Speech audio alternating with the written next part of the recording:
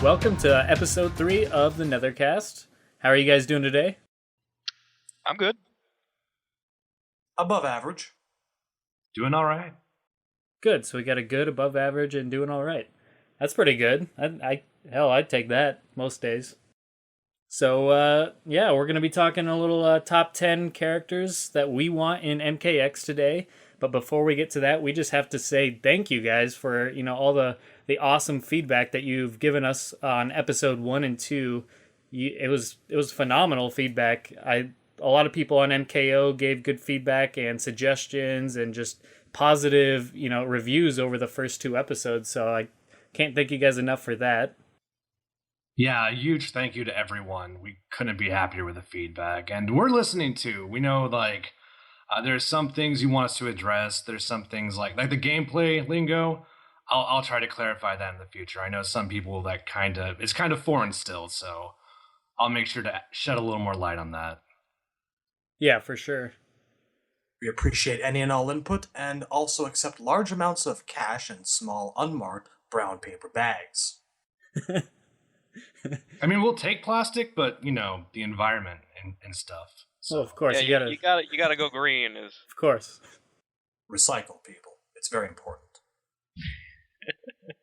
Recycling is important. Speaking of cash, if you do want to help out the podcast, there's no better way to help us out specifically than to subscribe to the channel, our YouTube channel, as well as MKO's channel, and visit the forums, because everyone's helping everybody. It was very cool of Mick and MKO to put up our podcast, both episodes 1 and 2, and it's looking like that'll be the trend going forward. That's pretty cool of them, because we just kind of did this out of our own desire to talk about MK, so to get some recognition and get it spread out there, get the word spread out there about our podcast. That's pretty awesome. So thanks a lot for that. And like I said, you can subscribe to the MKO YouTube account. Mick puts up a lot of MK related videos and endings from the games, etc. So that's awesome. Our channel obviously will just have this podcast, and we might have other videos going forward or gameplay videos when the game comes out. That's something I'm sure we'll discuss closer to the game. And visit the forums, because we're going to be accepting and looking over questions and suggestions and feedback, like I said. So if you have any questions you want answered on here, or suggestions on topics, or anything relating to MK in general, we'd love to discuss it. And obviously we need a way to communicate with you guys, so there's really no better way than either on the forum of Mortal Kombat Online or on one of the YouTube videos. Just leave a comment and we'll definitely take it into consideration and hopefully give a response to that question or feedback or suggestion. But with all that stuff out of the way, let's jump into this top 10 so we don't have a 4-hour-long video. But fingers crossed. Yeah, right? Oh, come on, folks. You know you love us. You'd listen to us for 10 hours straight. Yeah, I was kind of surprised. People really did. They liked the longer length podcast. Nobody really complained that much. So that's pretty neat that somebody will actually listen to you talk for 2.5 hours about Mortal Kombat. That's pretty cool.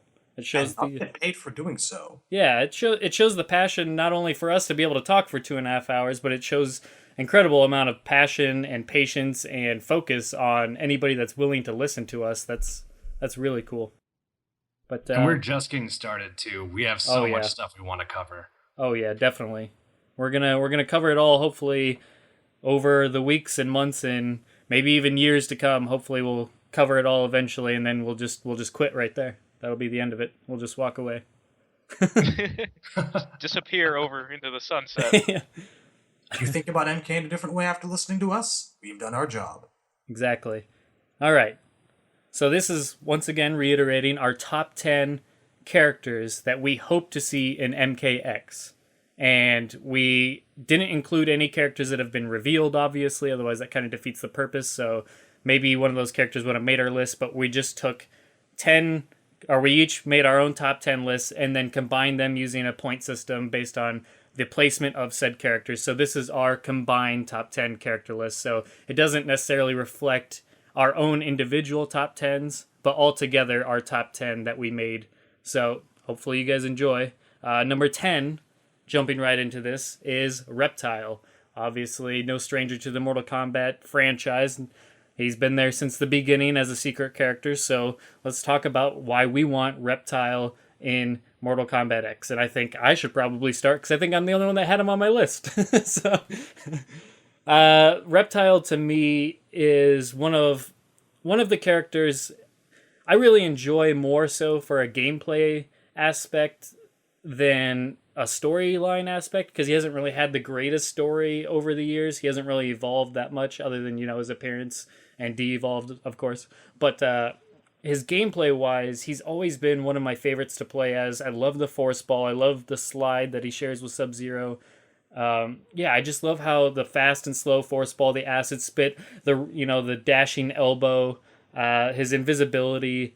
He's just always had that really fun, unique moveset that's just, I don't know, it's just one of those movesets that I really enjoyed playing as, starting with Mortal Kombat 2, got even better in Mortal Kombat 3, Ultimate Mortal Kombat 3, of course. Mortal Kombat 4, I didn't really like him as much in the 3D games, but in the 2D games, I thought he really shined. I thought Mortal Kombat 9, he was really good. So why I want him in MKX is really, I just really enjoy his gameplay. I enjoy his looks. I think he looks awesome. And I think he could use some storyline presence and some more, in MK9, he is really just there as, a goon, just kind of like Baraka. And I want him back because obviously we keep hoping that these types of characters that have been around for so long will finally get their just due and get a little bit of spotlight put on them and some character progression, etc. So I really hope to see that with Reptile and MKX and get some more of his awesome gameplay and just to see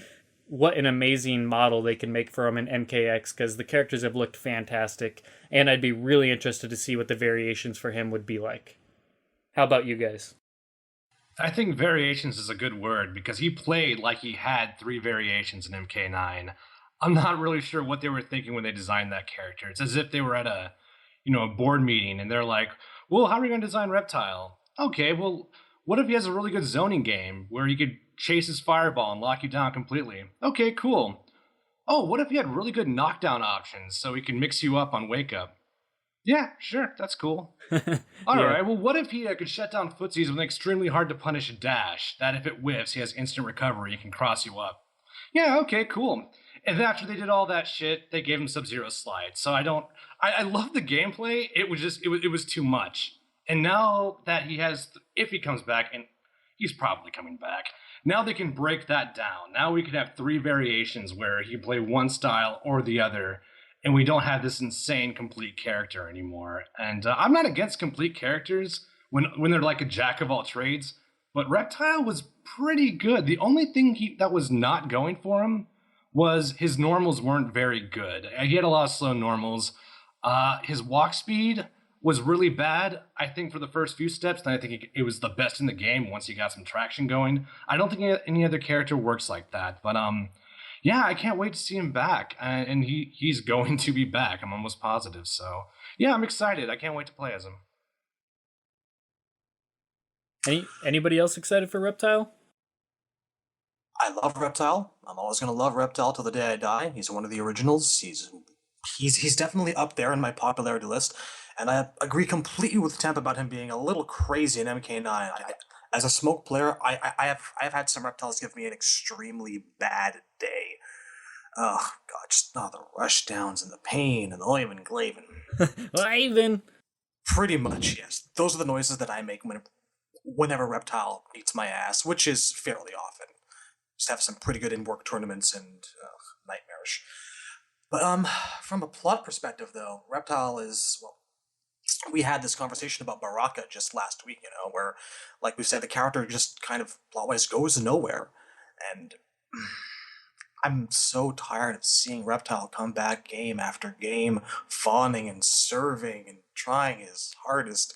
His poor little green heart pumping all the blood it can for his master of the hour, and just getting shut down or beaten up or completely disregarded. His crowning moment of fame and deception. His body goes on to do wonderful things. He's not in it. It's been taken over. In a game where, I've said this on the boards a few times, where we're looking at an increased focus on possible offspring or relatives of characters. I'm in the same boat as Baraka for this one. I would like to see another member of Reptile Zateran / Saurian race. I'm not going to complain if he comes back. He's more than welcome to. Hey, if this is the end of the current incarnation of the MK series, I'd like to see him get a happy ending. Or just, well, show us he had a kid or something. Make him happy. That's all I ask. Yeah, I didn't vote for Reptile, but I can certainly see the appeal. My thinking is, I mean, he's one of the characters who did not die in MK9, so it's probably pretty likely we'll see him back. And, you know, I agree with Shadaloo that you don't want him to fall into the Baraka trap of, you know, repeating the same story of being an underdeveloped henchman that he has for game after game after game. And what I find interesting is in the Cove stage, the one with the shipwreck, there's an interactable background element where these bodies wash up and you can throw them at your opponent. And it's been suggested by people who've been like looking close at it that those bodies might be raptors. So that suggests that like Reptile has found a way to bring back his race. And I'm all for that, just so long as, again, he doesn't suffer from the Baraka problem where all the Saurians look just like him. So, I mean, that's pretty much where I stand on it. I'm telling you, knowing Reptile's luck, something terrible will happen. He's going to finally meet Chameleon, they'll go walking off hand in hand into the sunset, and they'll be like, you do realize that, you know, our species eats our mates after we're done, right? I'll take it. What the hell? This is just the way that Reptile's life goes. There is no happy ending for him, but there really should be. Yeah, poor Reptile. I am not a god of my word, Reptile. All deals are off. Oh. But I think it's funny that he had you one told line. me that you would.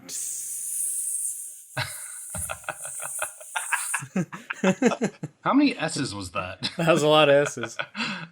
It definitely stuck, though. With all the voices Reptile's had, that little hissing lisp has been a kind of a constant thing. I can really picture him without it.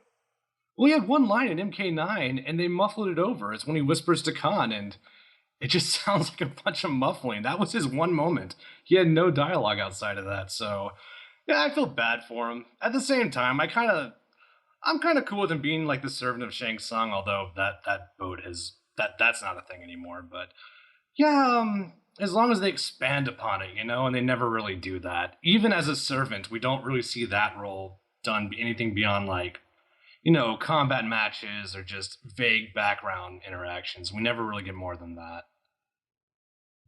Yeah. All right, well, let's move on to number 9, Bo Rai Chow. Razor, you want to start us off?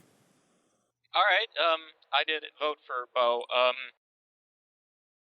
The thing of it is, I feel like there's a lot of potential with drunken boxing as a fighting style. And Bo Rai Cho's popularity has been sort of held back by the way people respond to the toilet humor aspects of the character, the farting and the throwing up move. And, you know, lowbrow comedy is fine, but I feel like there's a better way to do it. Like, if you look at the Jackie Chan Drunken Master movies, it's more of a slapstick thing, and I think that's, you know, where you should go with him if you want to, you know, make him a funny character. But, like, Bo is just... he's an important character to the lore because, like, he's this guy who trains the heroes. You know, he trained Liu Kang and Shu Jinko and Kung Lao and Li Mei in the old timeline, and, you know, he's... I would like to see, I mean, with Liu Kang and Kung Lao dead, you kind of need somebody from the same corner of the universe, thematically speaking, to step up and fill that gap. I mean, even if they come back as, like, zombie villains, or if Liu is some sort of neutral anti-hero, who knows, you still kind of need that pure martial arts good guy, I kind of feel like. And I'd really like to see that be Bo.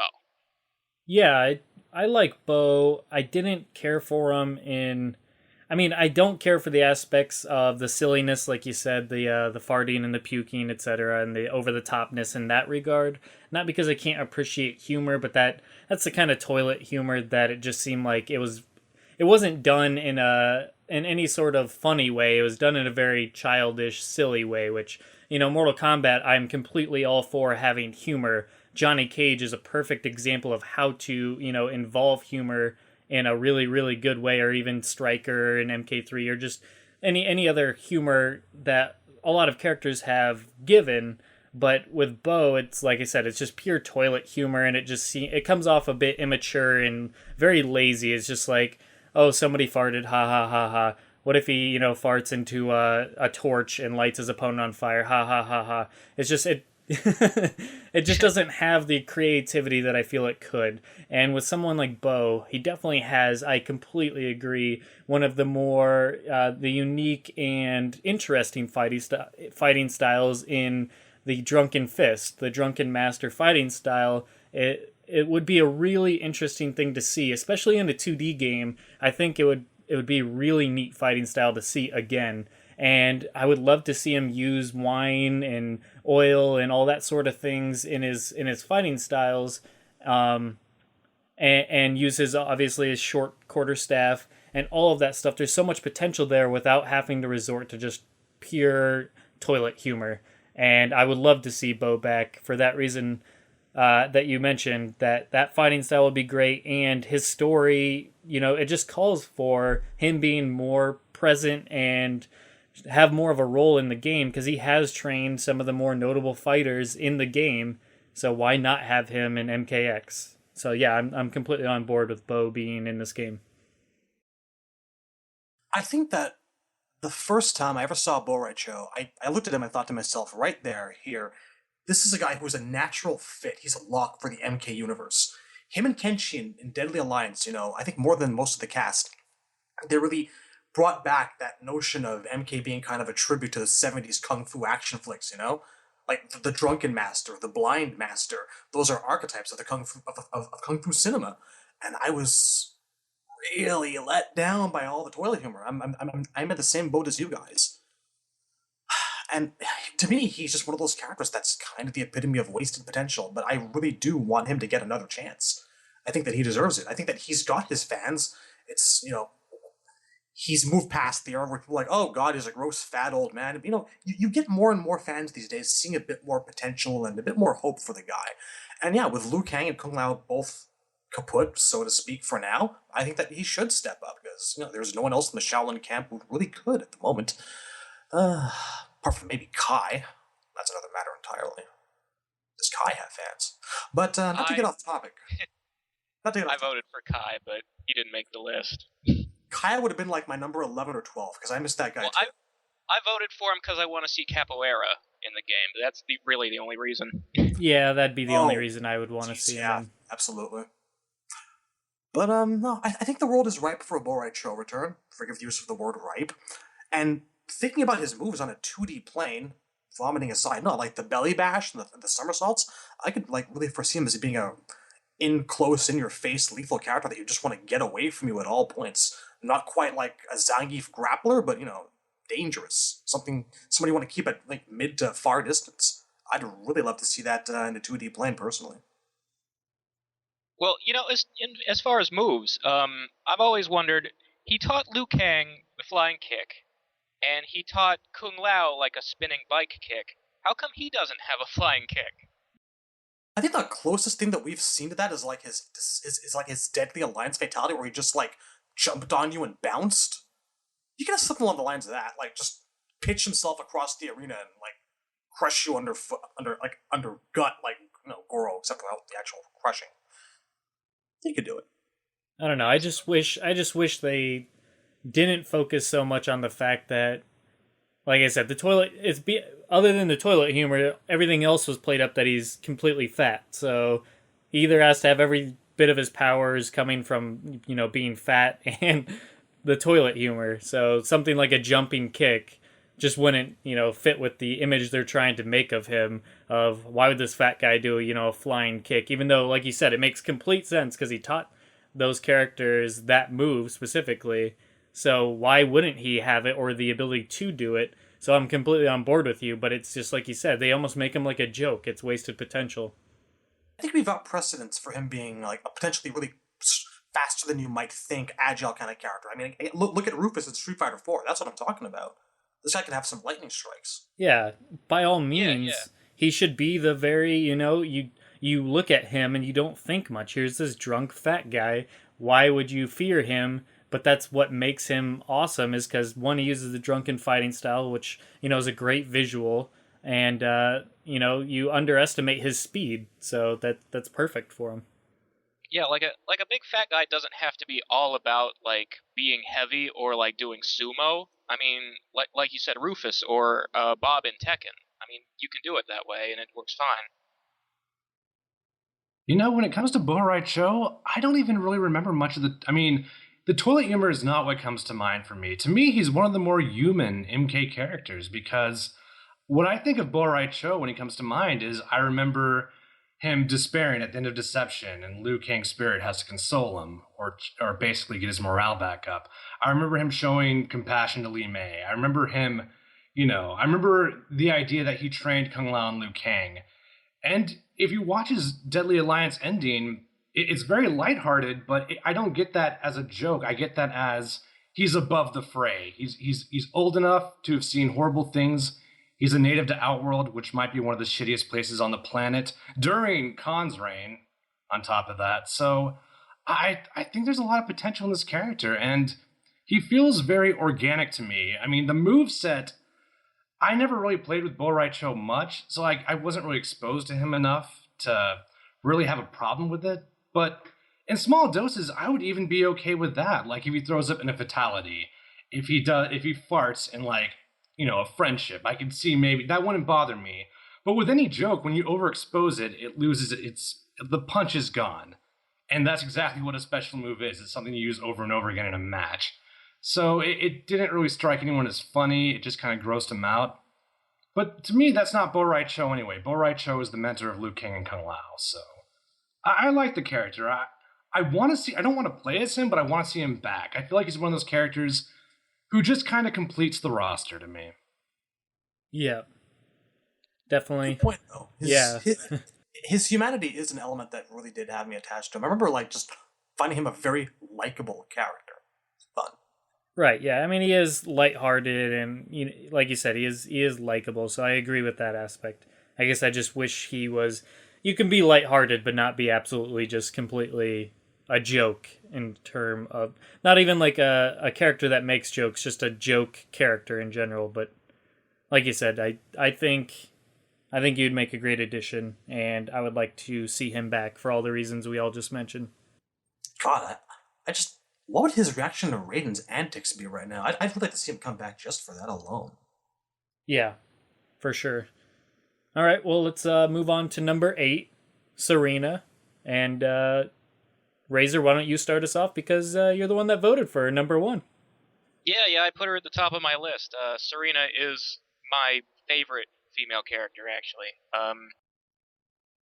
Or, well, possibly tied with Kitana, but Kitana has been pretty poorly mistreated the past several games, so I guess she's fallen a bit in my eyes. But Serena I like because my favorite corner of the story is like the Lin Kuei and all the stuff that spawned from mythologies. So, I mean, I really like her character relationships to both of the Sub-Zero brothers and to Quan Chi. And I just, I also think it would be really interesting to see her gameplay if they sort of expressed in her moves what her bios have said her power is, which is basically the ability to shape-shift between a monstrous demon form back into a pretty girl.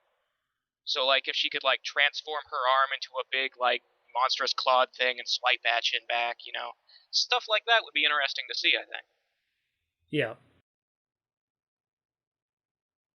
Yeah, but especially if, like, Sub-Zero is Bi-Han again, because that's the Sub-Zero she knows, and, he's not Noob Saibot anymore, he's free from Quan Chi. It would be interesting to see the two of them, pair up against him once again, I guess. Or, like in the old timeline, Deadly Alliance to Armageddon, she met and sort of formed a connection to Kuai Liang. Maybe something similar to that could happen again, where she plays a role in helping free him and or the other zombies from Quan Chi's control by the end of the game. Yeah, definitely. See, for me, Serena, I never really got too much into her, so that's why she wasn't on my personal list. But I really enjoyed the story elements that they had for her in Mythologies. But for me, it's just she never really got played up in any other game. I mean, she was in Mortal Kombat Tournament Edition or whatever that was on the Game Boy Advance, and then they had her again in Armageddon, of course.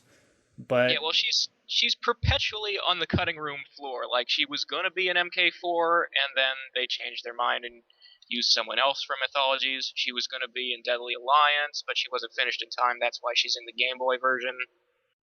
yeah, and that's a real shame because I do think she has a lot of potential for the series. It's just a shame that she hasn't gotten that, main roster spot, so to speak. So in the actual, fighting games. So I definitely would like to see her get a chance, but she hasn't. I guess with all the other characters that we've seen proven in the past, that's why I want to see them more. But if they had to choose somebody, I would be completely happy with Serena is what I'm trying to get at. So there's no complaints here. She's not on my top, ones I have to see her that I really want to see. But if I did see her, I'd be completely content with that. And I would love to see where they take her in her story involvement this time around. So yeah, I'd definitely be cool with that. Seeing Serena get a front center roster space put a nice big smile on my face, I think. I'm not a huge fan of her. I appreciate the character, and I had, from little I remember playing of Armageddon, her knives were murder to deal with. Those knives they came out fast and they came out often. So she was fun to play. Plot-wise, she just kept on coming up and forming these relationships with the Sub-Zero brothers, but nothing ever really came of it. And I think that it would definitely be nice to see that compounded on, especially if this actually is beyond coming out from, the NetherRealm as something, as himself or whatever. I wouldn't say no to Serena.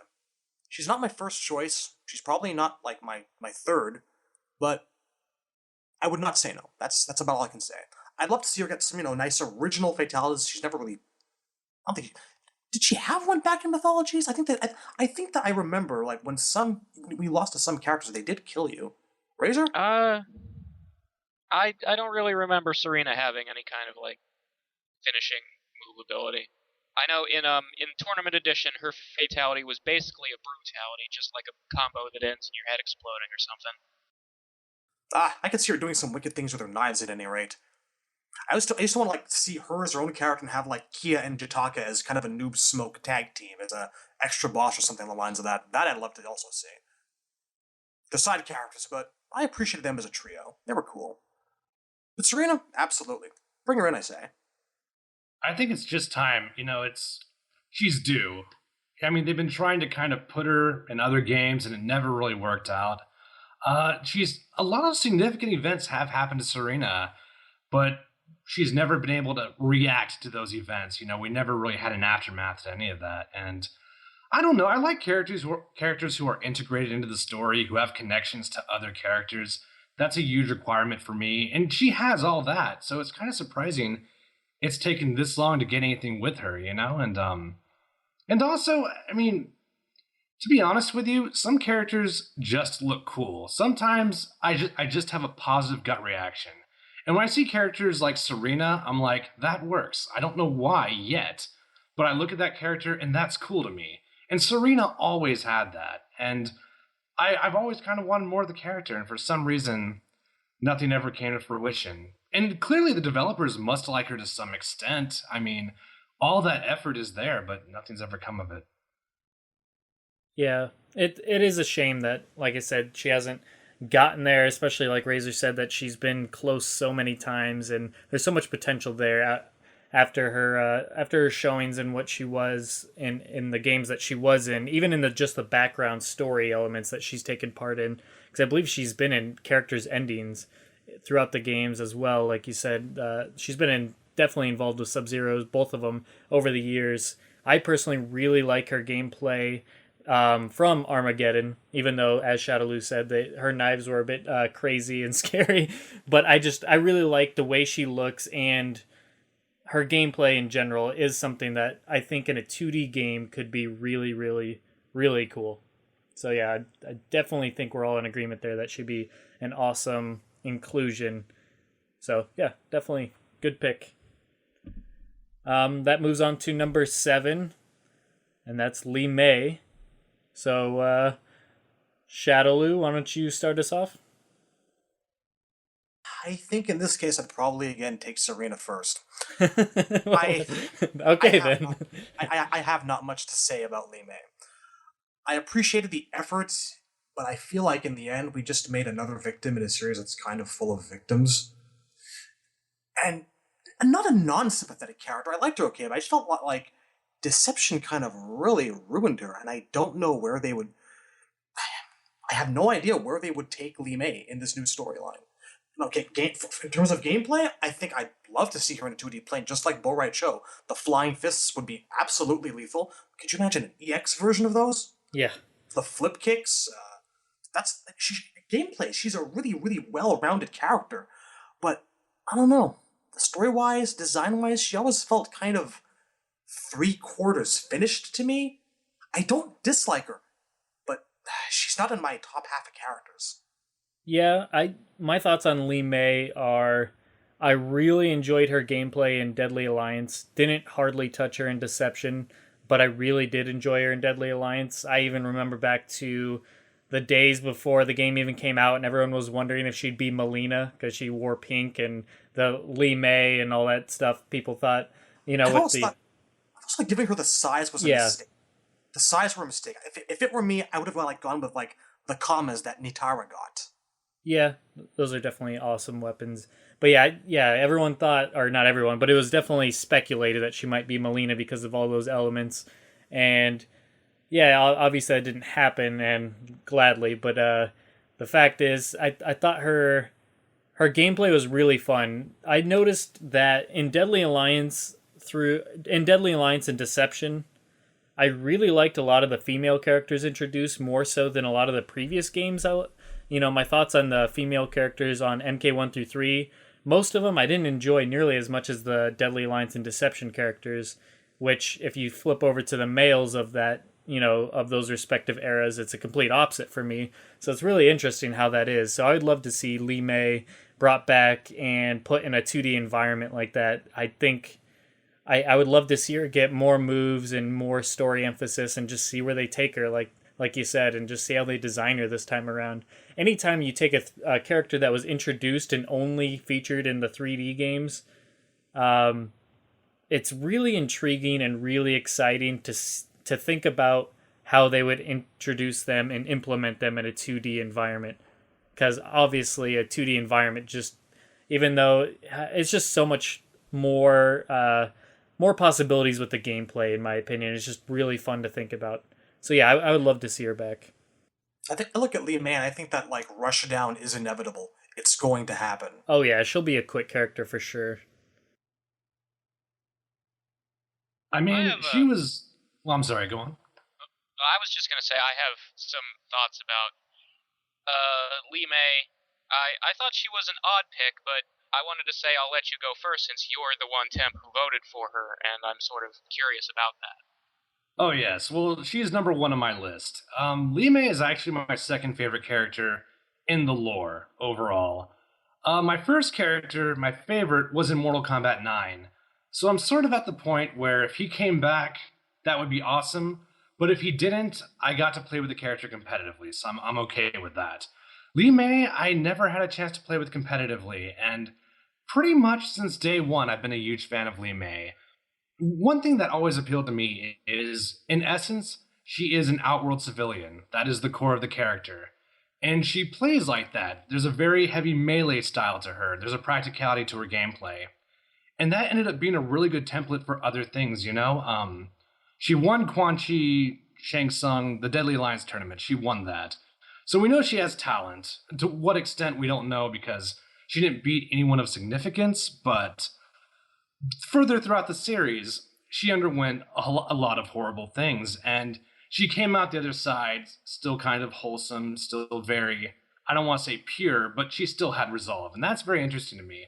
I tend to like the victim characters quite a bit, and yes, it's true, there's a lot of victims in MK, but if you look at the kind of victims they are, it's either like unjust death, or it's they get neglected in the story, one way or another. Like, you could argue Baraka's a victim if you look at his MK4 ending, but with Li Mei, they took that the nature of that victim. I don't know how to describe it. They took that tragic element and they expanded upon it in Deception, and now she's not only a good, talented fighter, but she's kind of ill in a way. She's suffering, and yet she's still kind of in the fray. So I really like that about the character, and I really like the dynamic between her and Bo-Rai Cho. And remember, both of Bo-Rai Cho's disciples are dead right now. So it's not out of the realm of possibility that Bo-Rai Cho could recruit Li Mei. And if we're jumping 25 years, that could lead to a lot of interesting things. I don't know if they'll go that route. I think Li Mei's chances are somewhat decent, maybe like a 60% out of 100, just because she's a female character who was moderately popular in Deadly Alliance and Deception. I think she's like one of the few returning characters in Deception out of the new characters in Deadly Alliance. I think most of the Deadly Alliance characters didn't return, if I remember correctly. There was three that returned. It was Bo-Rai Cho, Li Mei, and Kenshi. And that tells me that the developers, maybe they might feel the same way I do. I don't know. And again, kind of like Serena, the design just seems very natural and very interesting to me. It's normal, but you don't see that a lot in Mortal Kombat. Johnny Cage is kind of the closest thing we have to it, but once you kind of read between the lines, there's really not a lot of normal things about Johnny Cage.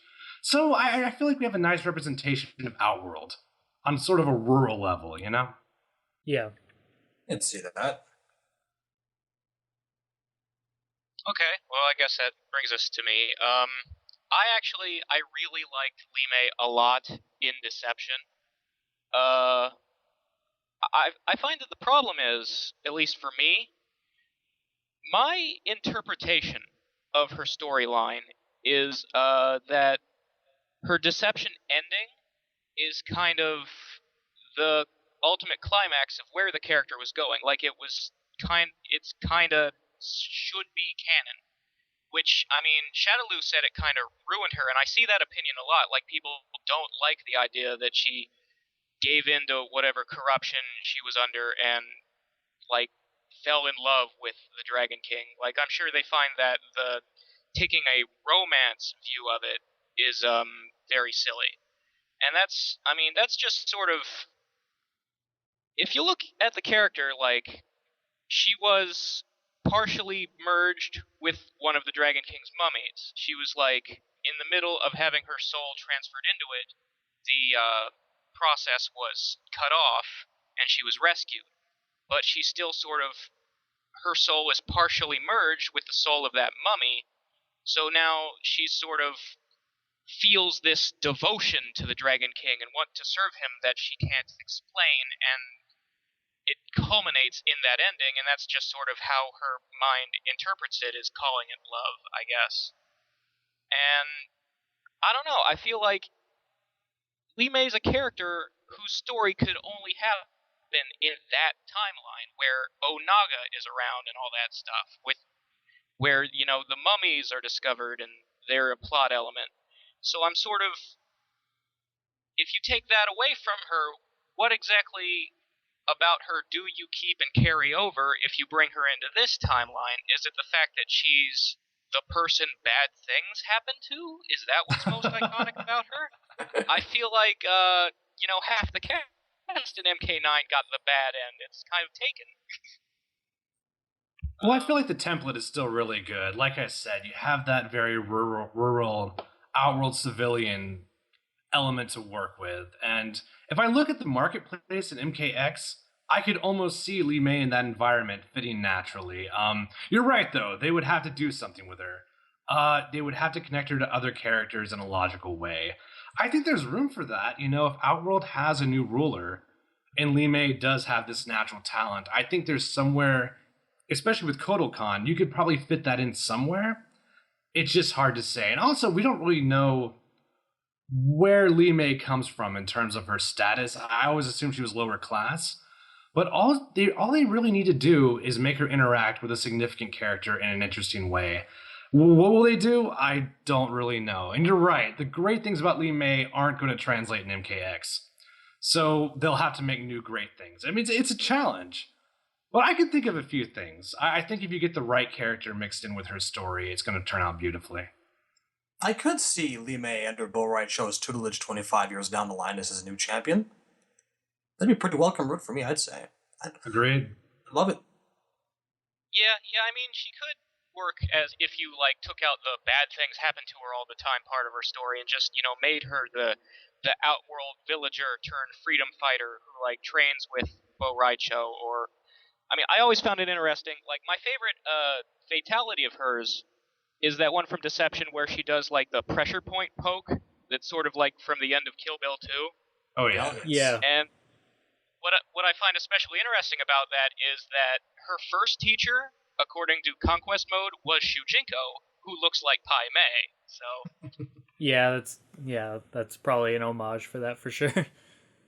And I mean, that's kind of an interesting thing, because in theory, and now I haven't done the math with the timeline, but all those interactions with Shujinko, I would say some of those would still happen. I mean, I haven't looked at the consequences of MK9 and kind of factored into Shujinko's storyline. I never really took that moment. But if that still happened, then we still have a relatively interesting character tie right there.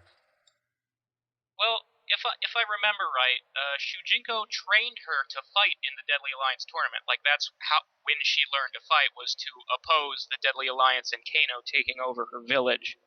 So, I mean, that isn't going to happen again. But we do still have Quan Chi and Kano as a partnership, and we do still have, tyrants trying to take over Outworld. So similar circumstances could still happen that would lead to, her, meeting Shujinko or Bo and training under them. Indeed, and that's a shame with the Shujinko stuff. Well, it sounds like we can cross that now. It sounds like that's not a reality anymore. But I think that'd be an interesting way to go about it. But yeah. All right, well, did somebody say segue? Because Shujinko is number 6, so carry on the Shujinko discussion. Who wants to start it off? How about we random? All right, temporary. Go ahead and do it. I mean, we're in a story mode, so we'll stick to that. I do have a lot to say about his gameplay, though. We've already addressed that Shujinko's path has now been entirely altered. It has to be. So we could get more interesting character interactions with the character. I really like Shujinko a lot.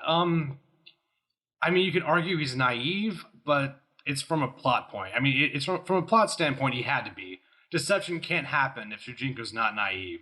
So I don't know how they would incorporate that into his character, but I just really like the idea of a character who went through all the Mortal Kombat lore, kind of stood in the background, and then reached a logical point where he's the main character.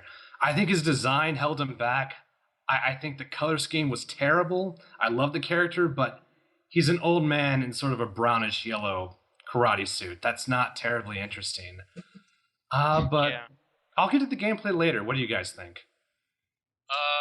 Well, I put Shujinko pretty high on my list. Here's the thing about it to me.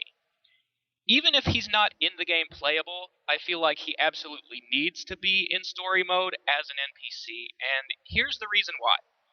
As I said in a previous episode, Raiden did not prevent Armageddon, he just prevented Shao Kahn from winning. So there needs to be some kind of explanation for, if the events of Deadly Alliance and Deception don't happen, why they don't happen, because the things Raiden changed don't affect those. And the reason I say that in Shujinko's case in particular is because before MK1, he already had 4 out of the 6 Kamidogus. The only ones he doesn't have yet are Order Realms and Edenias. And you could argue maybe he can't get Edenias because it's still merged with Outworld, but you'd think that would just mean that it's somewhere in Outworld, right? Like, a Kamidogu can't just disappear from the universe. Yeah.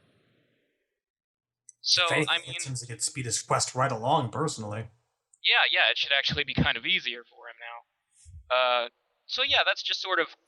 I feel like we need to see where Shujinko is in his quest if we're going to see the 25 years that happen after MK3. Yeah.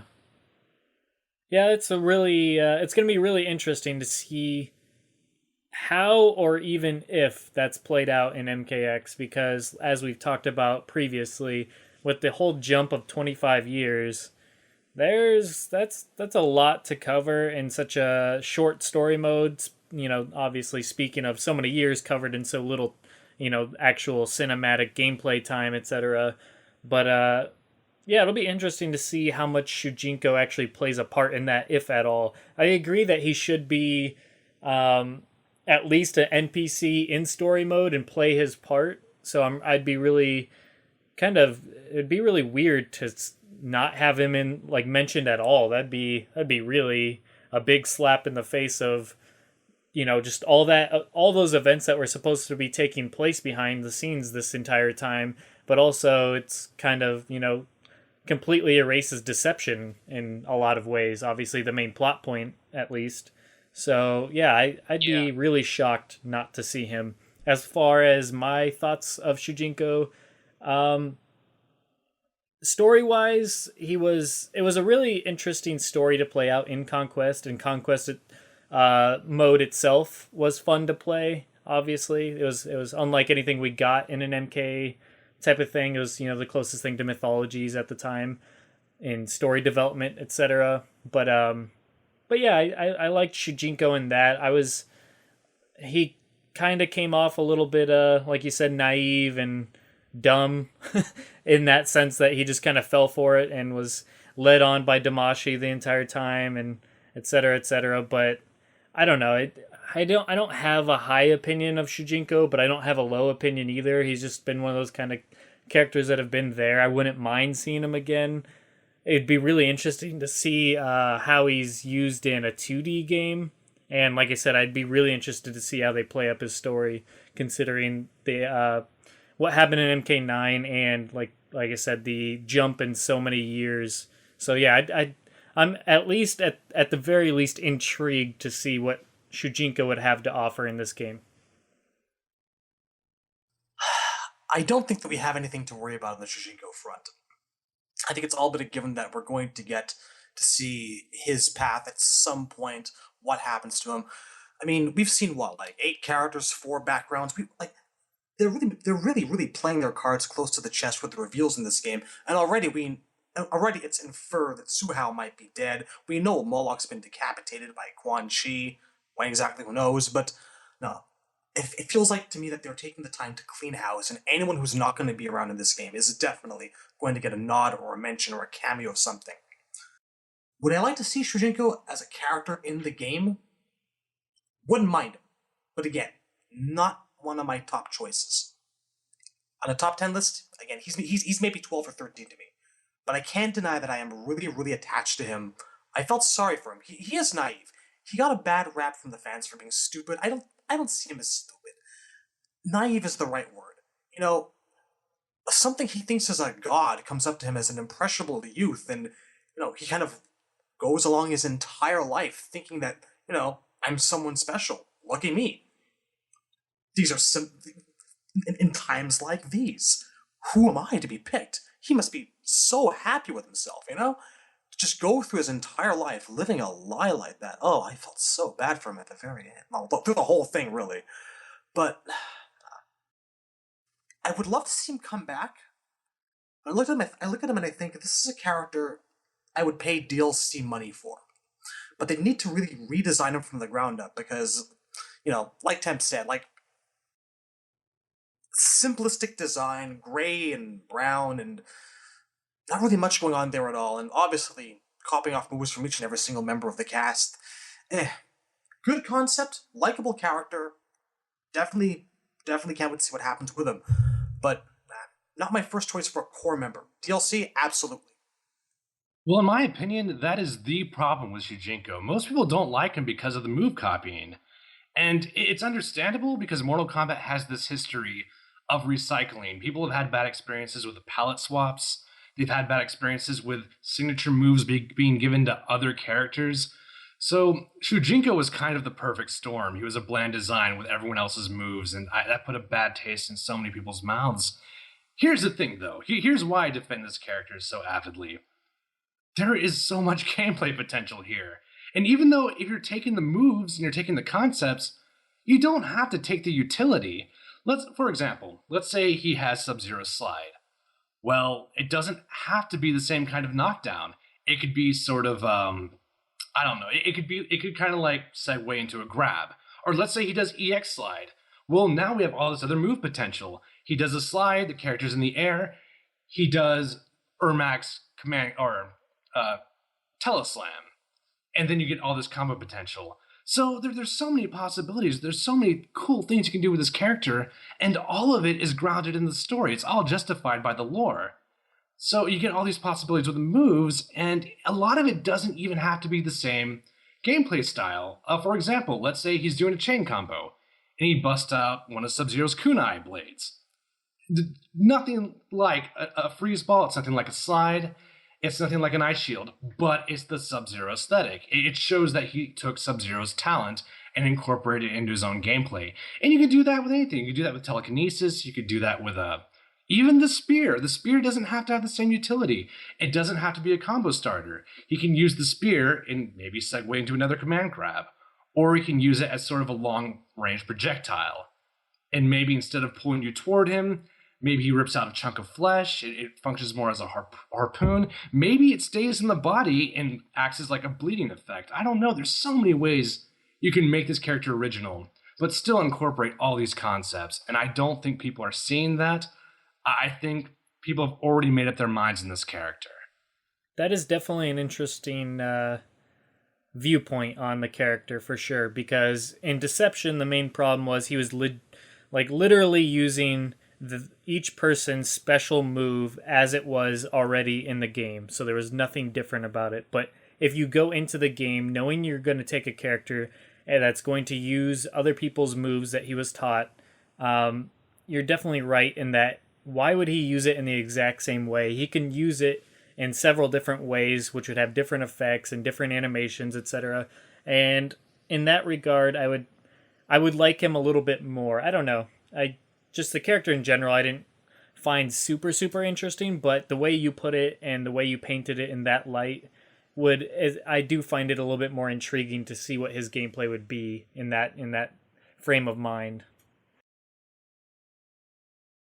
Yeah, I definitely agree about the gameplay. Like, I've always wanted to see him, like, take those powers that he copies and use them differently from the characters do, or even combine multiple people's powers into a single move. Like, I don't know if I can think up a good example off the top of my head other than something cliche like a scorpion spear made of ice. That's kind of dumb, but it's an example of what I'm talking about. Like, if he, took two people's techniques and merged them in some way that was unique and creative and just, showed that he has access to everybody's skills and he has his own unique ways of using those skills. An ice ball made of spears. Exactly. Now you're thinking. Well, can you imagine like 100 Cory blades in the air just telekinetically thrown at you? I mean, there's, like I said, the possibilities are kind of endless, and I don't think anyone's seeing it. I'd be completely down for influences from the rest of the cast. But as far as copy-pasting them goes, that's an idea whose time has passed. If we had to have someone do that, I guess I'd kind of leave it up to the male chameleon. But no, influences? Absolutely. I like where we're going with that. Yeah. Just to throw this out there, do you think it's at all possible, because we've heard that the villain is somebody that we're not expecting. Do you think that could be Shujinko? Well, let me float this by you. Part of Onaga's return required him to possess Reptile, and those circumstances are very unlikely to repeat. What if Onaga possessed somebody else, like, say, his actual puppet Shujinko? Or what if they kill Shujinko before any of that before that is finished? Also a possibility. I'm just saying, maybe Shujinko's definitely one that people would definitely not expect, and you're your ideas of giving him everybody's moves, but you could use him in his normals. You could use him in his obviously in his specials, and his enhanced specials could be combined versions of people's moves. Like, think about a boss. I mean, obviously we're drawing kind of like the Shinnok approach or Shang Tsung, but beyond that, like, if you actually had a character like that that could use multiple people's moves in one, and they're just combined in the special moves, that has the potential to be something really, really powerful and incredible to see and extremely difficult to fight against. So I just, for some reason, when you were talking about that, it made me think maybe Shujinko could be that boss. Maybe not the very end boss of the game specifically, but a boss that you have to fight and does get killed in story mode before he can lead to the resurrection of Onaga and all that. See your point there. It does have the potential to be broken, so it might make a good build for a boss character. On that note, though, if they did make Shujinko an unplayable boss, I would be unbelievably pissed. I would just lose my shit. I think now that they've announced Goro is going to be playable, even though it's his DLC, I feel like this game is not likely to have an unplayable boss. I think they're going to go like the Injustice route. Yeah. At least that's what I hope. I'm just kind of horrified about the notion of Shujinko as a last boss. That's the angriest thing I can possibly think of. I just want the character back so bad, and that would just be the ultimate FU. To me, I know a lot of people would be like, well, okay, maybe, but I don't know. Mortal Kombat in general is kind of a waiting game for me. I'm always waiting for that next game to bring back something or introduce something I've been waiting for. And that's where all the anticipation comes from me. So that would just be a really sad, depressing climax. That'd be really interesting. Let's say that happens, Onaga tries to take over Shujinko's body, but I don't know. All the time Shujinko was spent in the presence of these Kami Dogu. Actually, no, never mind. He was actually putting them on altars at the end, wasn't he? Yeah, there was a big altar in the Nexus that was supposed to send them to the elder gods when they were all collected. I don't know, maybe like prolonged exposure to them or carrying them from place to place just kind of has this effect on him. What if Onaga fails to possess him? And you just have this really angry, insane, out-of-control Shujinko aiming to destroy the very universe itself. The idea is poetic, hilarious, and sad. Well, we wouldn't even have to fail at possessing him. He could just, in general, he could learn of Onaga's deception before it all, finishes, and he could just be extremely pissed off and angry and frustrated and have all that pent-up aggression in him because he spent his entire life searching for these things so a guy could take over the world, an evil character like that, completely deceiving him, and he just realizes that, and he's like, I spent my entire life working towards this, and he just goes on a complete, loses his mind, goes absolutely crazy. I can just picture it now. I could see he the wanted whole to tell bitter me and betrayed the word angle. Damashi means liar. Rage. The only thing that would concern me is that actually might be Liu Kang's storyline with Raiden going into this game, so... Yeah. Alright, well, that's the 10 through 6, so let's move on to the top 5. And number 5 is Cyrax. So I'll start Cyrax off, as he's my favorite, and I voted him as my number 1 pick. The reason why I love Cyrax so much is because I really enjoyed his gameplay in MK3. I didn't care. I mean, in MK4/Gold or whatever you want to call it, he was cool and decent, and they did what they could. But I didn't really think his classic gameplay played as well in that 3D environment. Though I did enjoy him in Deadly Alliance. But yeah, just the way he was presented in MK9, I really enjoyed. Obviously, kind of absorbing Smoke's old storyline is kind of a controversial topic for Smoke fans, of course. But for me, Cyrax, I really liked the idea of, you always had Sector, who was all for the program. You had Smoke, who, wanted to escape. And then you had Cyrax, who was kind of just neutral and just kind of went along with it. He wasn't extremely pro the whole cybernetic arrangement or whatever. But he wasn't completely against it either. He just kind of obeyed his clan. I don't know, I dug that about him, and I really liked his story progression over the old games and trying to get his humanity back with Sonya and Jax, etc. But yeah, it's just his gameplay, his story, and the way he was presented in MK9, especially his gameplay in MK9, I just thought he was absolutely perfect to the way I always imagined him playing. So the fact that he's one of the survivors from MK9 gives him higher chances and makes me even want to see him more. If he was dead, I'd pretty much probably be like, that's cool, he can stay dead. He had his really good moment, but now that he's alive, I'm really interested and intrigued to see where they would take him going forward in MKX. Is Sector going to kill him off? Is he going to kill Sector? What's going to happen with that? Are they going to even continue that? Are they going to go the whole find his humanity again? How's that all going to play out? I'm just really intrigued to see what he would do going forward in MKX, if anything at all. I'd hate to see him sit out, because then I feel like it would just be kind of left up in the air, and I'd hate to see that. At least give me some sort of resolution with him if he doesn't make the game, or DLC or something. But yes, I would love to see him in this game. Yeah, I didn't put Cyrax on my list. I was going to put Cyber Ninja, but I couldn't decide which of the two I would prefer. And my thing is, with Sub-Zero in this game talking about his loyalty to the Lin Kuei, we need to see what happened to Sector and Cyrax and the Cyber Initiative, that, they're not automating that Sub-Zero, and that he's, part of the clan and loyal to it.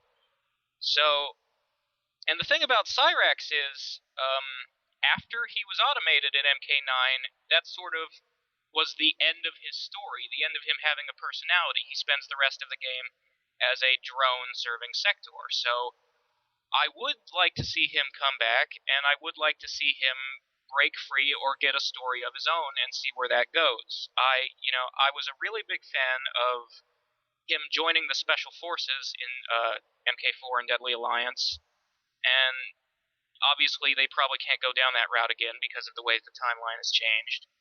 So, still, I'm interested to see whatever it is they do with him. I do really like his gameplay. I think a lot of people do. He's, very high tier. It was him and Kabal for a while there in the early days of the tournament scene. I've always loved the green net. I'm glad they brought back that in MK9. It was sort of a disappointment to me that he never had it in the Deadly Alliance era games. So, yeah, I like Cyrax, and, I would not be opposed at all to see him return. Yeah, for sure.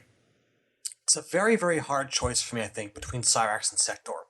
Sector was on my list, Cyrax wasn't, but that's mostly because Sector is my main, along with Smoke. Second place, really. I can't say that I'm a huge fan of just how they transplanted Smoke's storyline onto Cyrax, but for what it's worth, I mean, it gave me Smoke in his human form, which is something that I've been asking for years now, and I can't really complain much about that. I enjoyed Cyrax's ending, where we kind of like went all zen and sort of learned to live with it, if my memory is not failing me. And I don't know, it seems like 9 times out of 10, really, that you get characters like Smoke and Cyrax and the Cyber Initiative. It doesn't seem to work on a lot of people. Maybe you just have to be like really special or whatever, and maybe I'm just discounting the presence of all those drones in the background, but I can't see the cybernetic enhancements taking, I feel like he's going to break out of it again eventually. Now, whether Cyrax terminates, whether Sector terminates him before or after, we'll see. I don't know. I would not be opposed to him coming back, but him or Cyrax, I could go either way. Gameplay, loved him. MK9 was by far the most fun I've ever had with the character. I wouldn't mind seeing some sort of half-human, half-cyborg hybrid where he gets part of it back, but not all of it. I feel like either he or Sector needs to eliminate the other. If Sub-Zero doesn't end up taking over Sector and the Lin Kuei back from Sector, if they don't play up that storyline and Sub-Zero's the one to finally do in Sector, Cyrax and Sector need to duke it out, and one of them needs to kill the other, no matter who wins. Doesn't matter to me, obviously I'd root for Cyrax in that situation, or maybe Sector kills Cyrax and then Sub-Zero kills Sector. I just feel like this is a long feud that's kind of gone on, it's kind of like the Kano and Sonya, except for not as played out or not as overdone. But Sector and Cyrax have been kind of going back and forth for a long time, dating all the way back to the MK Gold ending, where Cyrax was trying to get his humanity back, and in his ending, obviously, it goes great, and then in Sector's, he just straight up kills him. So I really want to see I just want to see one of them take out the other, because it's almost like it's a rarity that you get both of them in the same game. I mean, they were in MK3 when they debuted in Gold, but then Cyrax was in Deadly Alliance, and then were neither of them in... No, Sector was in Deception, correct? Or no. No. I'm thinking of Armageddon. Neither of them were in Deception. Okay. Sector was in the Game Boy version of Deadly Alliance, that's like right. Serena. That's right. So I don't know, just I feel like one of them has to go, and I don't know, for some reason I feel like that feud needs to have some resolution in MKX one way or another. If Cyrax doesn't go on to something else, like you said, Razor, that if he doesn't have the whole finds his humanity or goes the route with the, Outworld Protective Detective Agency or whatever, I want to see one of the two just eliminate the other once and for all and stick to it, for God's sakes. You know what I could picture? Thinking about Bihan again and how his intros with Scorpion and whatnot, people seem to talk about how he looks like he's kind of still proud to be Lin Kuei. And that's caused a bit of speculation as to maybe the fact that maybe he's come back and one of the first things he's done is cleaned house, taken care of business, and like Kuai Liang did in the old storyline, maybe actually took out Sector and got rid of him as a threat. And thinking about Cyrax himself and what happened to him in the old story, Kuai Liang kind of reprogrammed him to go after Shao Kahn, which is how he got lost in that desert.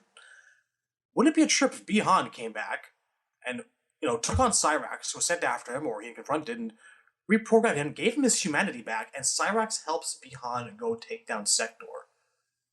I think I'd like to see that. I really would.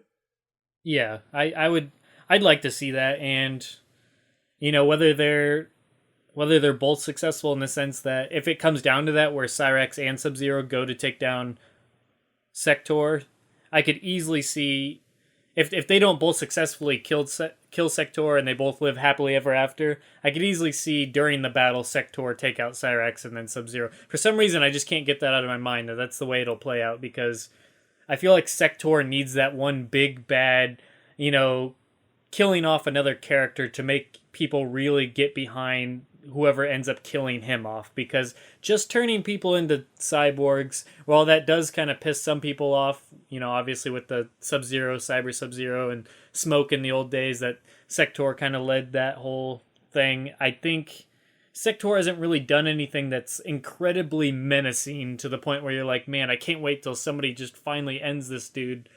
I feel like maybe him killing off Cyrax in the heat of battle before Sub-Zero can kill Sector might be that thing that drives people like, man, I really want to see him die now. But hopefully not, because I'd like to see Cyrax live. But, it would definitely make for a very intense moment in story mode. They built him up a little bit, though, Sector, last time on MK9. I really loved the fact that they just came out and went, hey, guess what? He's the Grandmaster's son, and he is willing to kill his old man to take power. I like that. It gave more depth to him than just, being... I would really like to try being a robot, because it sounds like fun. Yeah. That's very true, I guess. But whenever they kill off a character that you don't really have any sort of emotional attachment to thus far, it's kind of hard to really hate the guy for it. He killed his own father, and that's a very disgusting, disturbing thing to do, and it definitely paints him in this very evil light. But at the same time, the Lin Kuei Grandmaster was never something that they really played up hugely in the games, especially in the fighting, games. It's just, I don't know. He's just an off-screen, low-tier bad guy. It's a bad guy killing a bad guy. You don't really care. Yeah. He's just kind of perpetually back there with his finger steepled going, good. yeah, he's like, I killed my own father. Yeah, we know. That's okay. You're evil. Okay. Yeah, that's the Grandmaster's entire character. Have you turned them into robots yet? Yep. Excellent. Give me the skull, I wish to fondle it. I don't know. With Cyrax, I feel like every Mortal Kombat game should represent every era, and Cyrax represents MK3 so well. And when they brought him in MK9, he was one of the earlier character reveals, and he had, in my opinion, the best gameplay reveal. When I saw him, I don't know if it was PAX. No, but it was the German one. It was Gamescom, I believe. There you go. It was him and Katana. Well, they did a demonstration, and I was blown away, because one of the first things I saw was he took a bomb out of his chest. He started beating you to death with it. And I'm like, that's beautiful. That's how you use all the assets of a character. Yeah. And unlike Sector, everything I like about Cyrax is still kind of here. He's still good in essence. He's still very much Lin Kuei. He has that loyalty, but that took a positive turn. A lot of the things I like about Sector are kind of gone. Sector to me was a robot or a cyborg who never got his soul back, but his programming got corrupted and he started doing crazy things. That's what Sector is to me. He's corrupted programming. And I guess in Armageddon, they kind of hinted that he got his soul back. But in MK9, they just completely blew that seal completely. And now he's a straight up conscious. He still has his humanity, as It's corrupt like he as was it never is. programmed at all, because he has an evil laugh while he fights and stuff like that. It's not even vague. It's very clearly still Sector. Everything we saw in the human form completely transferred over. And Cyrax he's still alive. He's still very networked into the story. He's still relevant. There's a lot of things they can do with him. I don't know if I want to see the rivalry as much as you guys do, but I do like the idea of Cyrax having new purpose. Maybe not joining the Special Forces, although something like that could happen. Kenshi is still around, and he went that route as well. I just want Cyrax to have resolve and kind of take on a new path, because that's kind of what we saw before. And he was on my list. He was kind of high on the list, but that was only because there's so many characters we haven't seen in such a long time. Yeah, I definitely... also, his tournament legacy. He is one of the most played characters in tournament, because in almost every era of MK9's tournament legacy, he had something broken or ridiculous, and he may not be as good as Kabal, but he's dumber than Kabal. I think I'd rather fight Kabal than Cyrax at the end of the day. Because one net and that shit's done. He has 100% combo, and he can steal your meter, so... Oh, God. I don't Yeah, know screw much. all that. I don't know much about how he played in tournaments because I don't follow that as much. But I'm extremely happy that he was annoying for many people. That makes me happy as a Cyrax fan that he was a pain in the ass for other players and that he was so good that he was played so much. That's amazing. The short story is that he had 100% combos that weren't hard to do, and despite, even when the Vita version of Mortal Kombat came out, they fixed Smoke's reset. They didn't fucking fix Cyrax's combos. He still had 100% combos, and I'm like, why? Just make Bob scale. I mean, okay, fine, you have to re-customize your combos with Cyrax now, but so the fuck what? I mean, God, everyone else is working overtime over here, and Cyrax gets a net and the match is over. But I'm sorry, I just bad memories. Used to have work tournaments and my Sector versus my friend Vince's Cyrax over and over again, back and forth, and we learned each character. We learned each other's character back and forth, and oh man, no, I know what you're talking about with the Cyrax pain. It was the net, then the backwards bomb to the head and the bounce, and it's all coming back now. Very painful. And those amazing normal moves. There's really nothing he didn't have. The only problem that fucking character had was his backdash wasn't that great. Boo-hoo. You get 100% combos. I don't really give a crap about your backdash anymore. But anyway. I love it.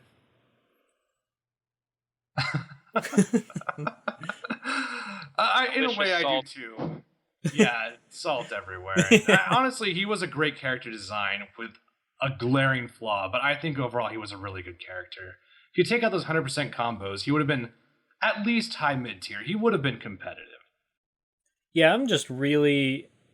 Man, when and if they reveal him, I just hope he has just as impressive, if not even more impressive, because MKX, they've done really well with the characters' designs and the gameplay thus far. So I'd be really, really intrigued to see what they do with Cyrax this time around, because yeah, that's what we all look forward to, is to see what they're going to do with our favorite character or favorite characters this time around, because you find yourself usually enjoying other characters that they weren't necessarily your favorite, but you really liked them, or they were just okay, but you're like, wow, they actually look really, really good in this game. Everybody's had that moment, at least one of the games, or especially in MKX, in my opinion. And I just go, if Cyrax get any better, that's pretty amazing. You know what I want to see him do more of? Work with those nets a little bit. Yeah. I mean, they're basically, high tech spears with a little bit of, different physics. But you've got a guy in a bag. Fuck him up. Okay, I mean, grab the bag, fling him against the ground, throw him against a wall. I'd like to see some basic throw variations with like the net or something. There's so much you could do right there. I'd love to see it. Well, they now have the technology to make his fatality make sense. Before, he would dice you up into squares, but when you fell apart, you were like in 6 pieces still. It didn't really make any sense. Yeah, it was just you broke off at all the like limb joints instead of cubes. Yeah. The convenient limb joints that everyone else broke off in the game. Yeah, Sometimes the they cut right through your shoulder flesh. bits. Sometimes they don't. Who knows how those fucking nets work? I just love how Cyrax has become essentially the Swiss Army knife of the cyborgs. Because he has the most diversive moveset out of any of them. He obviously has his buzzsaw. He has his teleport, where he can just apparently teleport his entire body limbs away from each other, which I don't know how that works out, but it's pretty freaking cool looking. He has his teleport pieces, and they all rocket around and reassemble. It's just incredible. It makes no sense whatsoever, but it's amazing. And he has his teleport. He has a buzzsaw. He has his net, of course, and he has his bombs. It's amazing. In Deadly Alliance, he could literally fit a body inside his Yes, body. that's incredible. I love that fatality. For 5 minutes, thud, thud, Yeah. thud. Awesome Let's not forget, fatality. enough bombs to destroy the entire planet. Him and Smoke both, and presumably I'm guessing Sector as well. Which turns out is only like 19 bombs. That's all it takes to destroy the Yeah, planet. those it's the last two. The first 17 just regular. It's the last two are like the highest yield you've ever heard of. They All right. hollowed him out. It's nothing but bombs in there. Yeah. His hollow limbs just go flying through the air with the greatest of ease. That's how he can teleport so easily. Oh my god. All right, let's move on to number 4, Havoc. Let's start off with Shadowloo.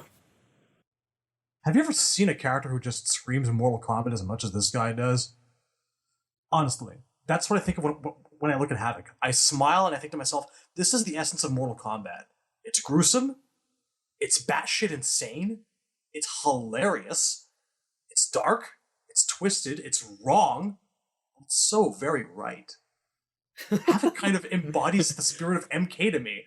And I feel like they bat 1,000 that day when they whip this guy up. Two solid looking costumes. I was just going to say he's disgusting, he's morbid, but absolutely beautiful. Precisely.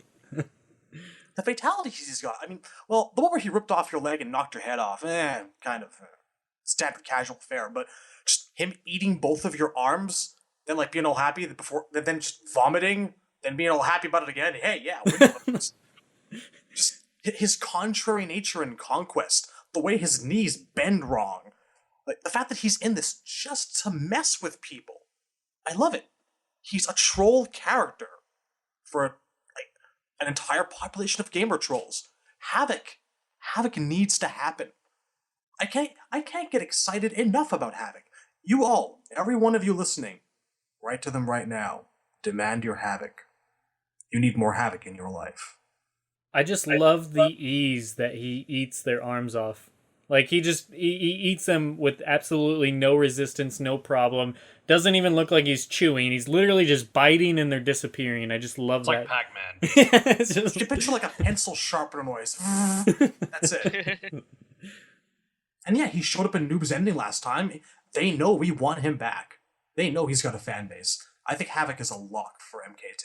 Yeah, I really do think he'll be in this game. And I think him being in the ending is a great, basically, hint at that. Because a lot of other characters didn't get that kind of attention in that regard. Or at least that kind of call out or homage or whatever the hell you want to call it. Cameo, I guess, is the appropriate word for that. But yeah, I definitely think he's going to be in this game.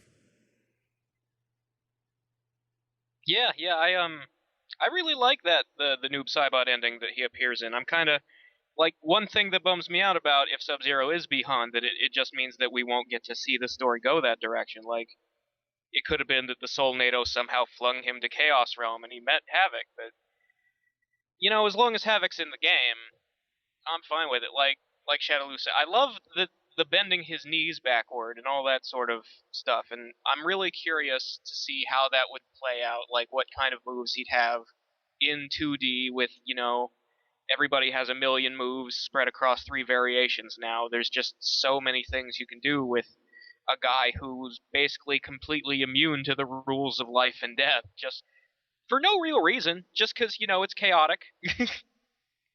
Yeah, I would love to see special moves that you could break each one of his limbs as separate button commands, and then just they stay broken for the rest of the fight. So at the end, he's just literally like wiggling on the ground, like, "Come here, I'll eat your arms off. Just get closer."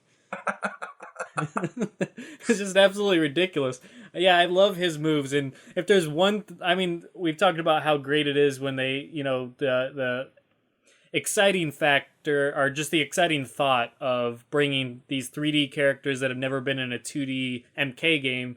Well, the coolest thing about these newest MK games is they pack them full of special moves, and they pack them full with like normals that include their abilities in them, and their combos include their abilities in them. So I just, you know damn well he's gonna look amazing and play amazing, and he's just gonna have such weird, crazy nonsense that's just absolutely insane. But yeah, I think he would be a great addition to MKX, and like I said, I think he's definitely going to be in the game. I'd love to see what story he goes with this time. I mean, obviously, if they're going to introduce the Chaos Realm, are they going to bring in the Realm of Order as well? And then who's going to represent that? Are we going to bring back like Hotaru? Are we going to make a new character? Yeah, I'm just excited all around to see Havoc in this game. I think he's one of the few characters that we all had on our list, if I'm correct. So I definitely am looking forward to his inclusion. He's the magic character, really, because, you know, a lot of characters I don't like, it's usually because I find them boring or not interesting. Havoc is like the anti-boring character. If a character's not interesting, you put them in the same room as Havoc, and you're always going to get something interesting. The other character's either going to be annoyed or they're going to be confused. So you always have, you know, a foundation of something good or interesting, or it's always going to go somewhere. And he's important, too. He was really important to the Deception storyline. When Raiden went crazy, he basically led the Earth Warriors, or the people fighting Onaga. He led them to Onaga. He guided the warriors over there. And, yeah, I mean, honestly... Yeah. Well, I'm sorry, go on. I was just... He was on the good guy's side just because Onaga was a fascist, and he stands against law and order. Precisely. And, I mean, there is one thing that does bother me about it, and I was kind of hoping, now that Raiden's out of the leadership role, I was hoping Nightwolf would take the lead. He'd be the one kind of gathering everyone together and creating order among the good characters in the game. But obviously he couldn't do that because he was by himself, you know, just playing with himself and accumulating sin until he can go to the NetherRealm. And that was kind of an interesting story, but it doomed Nightwolf in the sense that he can't interact with any characters anymore. And it is canon. I think they did say in the Fight Night that ending did happen. It was a sort of a conjunction of Shujinko's ending and Nightwolf's ending. Yeah. The Armageddon bios they put up online confirmed that Shujinko destroyed the Kamidogus and beat the crap out of Onaga, almost killed him, and then suddenly Reptile became unpossessed because Nightwolf sucked Onaga's soul down to hell and trapped it there. Poor Reptile, waking up confused yet again. You beat me up this time. You can actually see that too in the in Sindel's ending. After she beats Onaga, her and Jade basically rescue Katana, and you see Reptile laying on the ground unconscious. So in human form, I think. The weird thing was that it was his MK2 model, like he had the human skin disguise. I wonder where they'll take Havoc's fatalities this time, because if there's one complaint I do have about Havoc is I did not like the grab or rip their leg off and then hit their head off. I mean, it wasn't bad, but at the same time, it just felt kind of weak for some reason. it was kind of generic, especially because Hotaru and Darius, all of the a lot of the new characters had very similar ones. Yeah, it was all doing something with their limbs to heart their other limbs or some weird stuff like that. And his other one where he eats their arms off, like I'd like to see something like that redone and just have him enjoying the fact that he's eating their arms off and make it a more realistic eating of their arms. That would be kind of neat. But that limb rearrangement fatality that Darius had, I think that Havoc probably should have had that. Yeah, right? Yeah, I'd agree with that. But beyond the fact that I didn't care for his fatalities so much, I did like his harakiri, even though I don't care for those in general, but I did like the fact that he literally just rips his own head off and holds it there in front of him, like, here. Check it out. It's me. Oh, wait. Here's a gift for you. Yeah, so that was pretty good. At the end of the day, I don't think I'd even care if Havoc had no role in the story. If he had to be DLC, fuck it, I'm fine with that. Havoc woke up one Tuesday and felt like fucking with the realms. What's going on over in Outworld? Oh, hello. Who's dead now? Sounds interesting. You got no king? Alright, I'll give it a shot. Alright, I'm bored already. It would work. There's no reason that couldn't work, and that's the beauty of the character. Yeah, he could definitely, at the very least, be DLC, because I think people just want to see him back and see his gameplay and his wacky craziness. Just, yeah, I definitely would pay to be able to use him for sure. Yeah. I feel like all I really need to see out of him in terms of story is that he talks during the matches, and, the sort of stuff he says is, you punch him and he says thank you. Yeah. And doesn't have, any enthusiasm with it. It's just literally, thank you. I needed that one. Oh my god, so many matches will end in tears and just forfeits because of not being able to hold the controller. But, alright, well, moving away from Havoc, we got next up, at number 3, Shinnok. Obviously, this is another one I think we all had all on our list, and that comes to no surprise, of course. We did a lot of talking about Shinnok in the first episode, but now that we're more focused on Shinnok, Temporary, why don't you start us off? Shinnok is pretty much everything I want in a villain, and I saw that even in the MK4 days. I saw this guy, and I'm like, okay, we have this fallen god. He has sort of a Pope meets Emperor Palpatine look to him. Everything worked, and even his alt costume was black with that kind of accentuated his pale face. It looked really good. He had this priestly vibe to him, and he had a lot of personality too. But you don't see it in MK4. You see it in mythologies. When Sub-Zero was imprisoned, I know there was a confrontation with Shinnok, and Sub-Zero thought he was just another prisoner, but that was a really interesting exchange, and I liked that, and I always kind of see that in the character still, and I don't remember who let Sub-Zero out. I want to say maybe it was Shinnok. Can anyone help me out on that, or? Well, the way the scene goes is, this scene is only in the game if you didn't kill Scorpion, because if you did, you'll fight Scorpion. Yeah, it was a brand. Okay. If you didn't, what happens is Sub-Zero is caught and thrown into a prison cell in hell, and there's another prisoner in there who's Shinnok, and, he poses this kind, warmly smiling old man who's, just very nice to Sub-Zero, and he's, just giving him advice that, oh, you can't escape that way, and, Sub-Zero's like, haven't you ever tried, old man? And he's like, oh, I'll be leaving shortly, but first I have to play Raiden's game. And then Sub-Zero turns around, suddenly Shinnok's not there, and the door is open. Beautiful. I mean, and we even see that kind of two-facedness in Armageddon once again, I don't know if they made that connection, but there's a lot going on with this character, because he's the exact opposite of Quan Chi, who's always kind of putting on a professional face. Shinnok doesn't need to do that anymore, at least not for those purposes.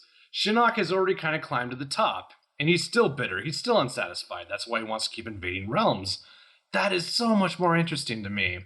And he looks great. And like we said in the previous episode, his interactions, there's a lot of room for him to just spend time with more characters and really just bring out different flavors of the MK universe. But we're still waiting. It's been a long wait. And he was one of the returnees for Armageddon. And other than that great scene in story mode, I'm not satisfied. I want more Shinnok. And I think hopefully, finally, we're going to get it. Hopefully. I'm still slightly skeptical, but that's more of an insecurity. It's not a prediction. They get things right with him every time. Shinnok's got this, all this potential in the world to be like MK's number one, foremost, terrifying villain. And I feel they're always, 85, 90% there. And they're missing the one or two elements to just really make him terrifying. I hope that whatever happens, Quan Chi doesn't wind up screwing him over this time through, skull on his chest or otherwise. I really want to see Shinnok kind of be taken on seriously as a threat. Yeah, the thing is, we've seen Quan Chi get the better of Shinnok before, so now that it's, the different timeline and we're supposed to be seeing things play out differently, it should go the other way. I think so. And move-wise, gameplay-wise, more focus on those skull hands of his, necromancy aspects, things to make Quan Chi look like, nothing next to him. And, just thinking about it, remember the last boss, quote-unquote boss of Mythologies, was Shinnok in this gigantic, freaky... Well, you look back on it now, and it's like kind of a mess of polygons, but he has this tremendous, demonic, frightening form. Would I see that as the last boss? Possibly. Yeah, he kind of looks like the Cloverfield monster. I can see it. Even as a fatality or something. I feel like the execution for Shinnok is almost there, and he just needs that one more shot, and I hope he gets it. He needs to be powerful. They need to create a gameplay special. They need to make him look like a god, and they finally did that with Raiden. They need to convince me that Shinnok is powerful. He needs to do something significant in the story. He needs to have a set of moves that just really bring out the fact that he is a fallen elder god. He's basically the devil.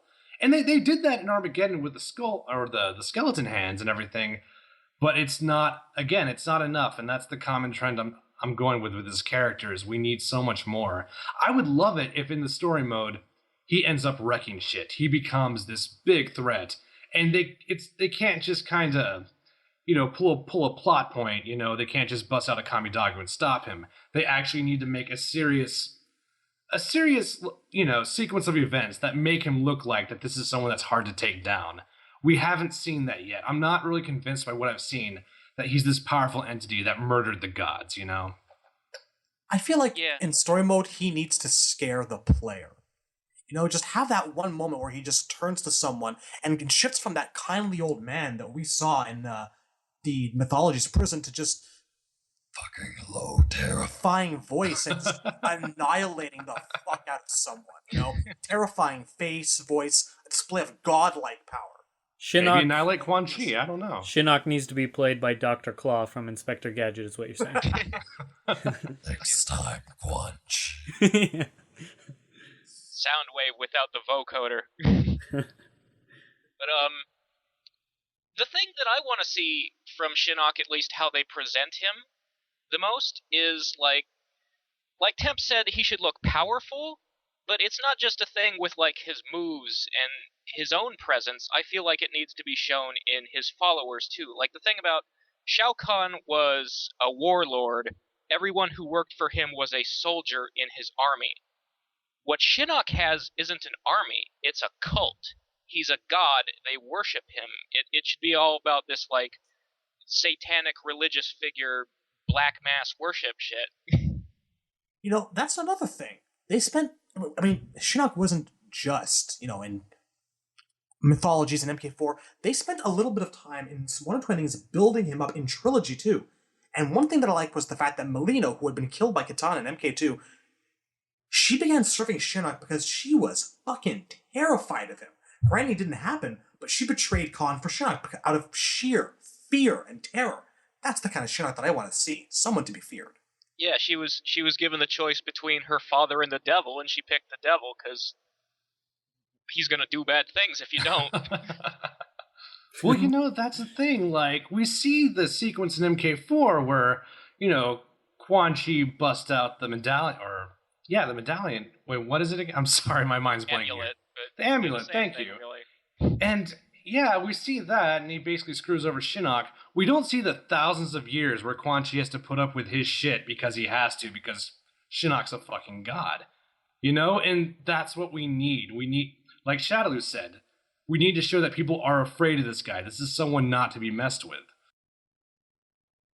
Yeah, I'm in complete agreement with you guys, just like we talked about before. Shinnok needs to be...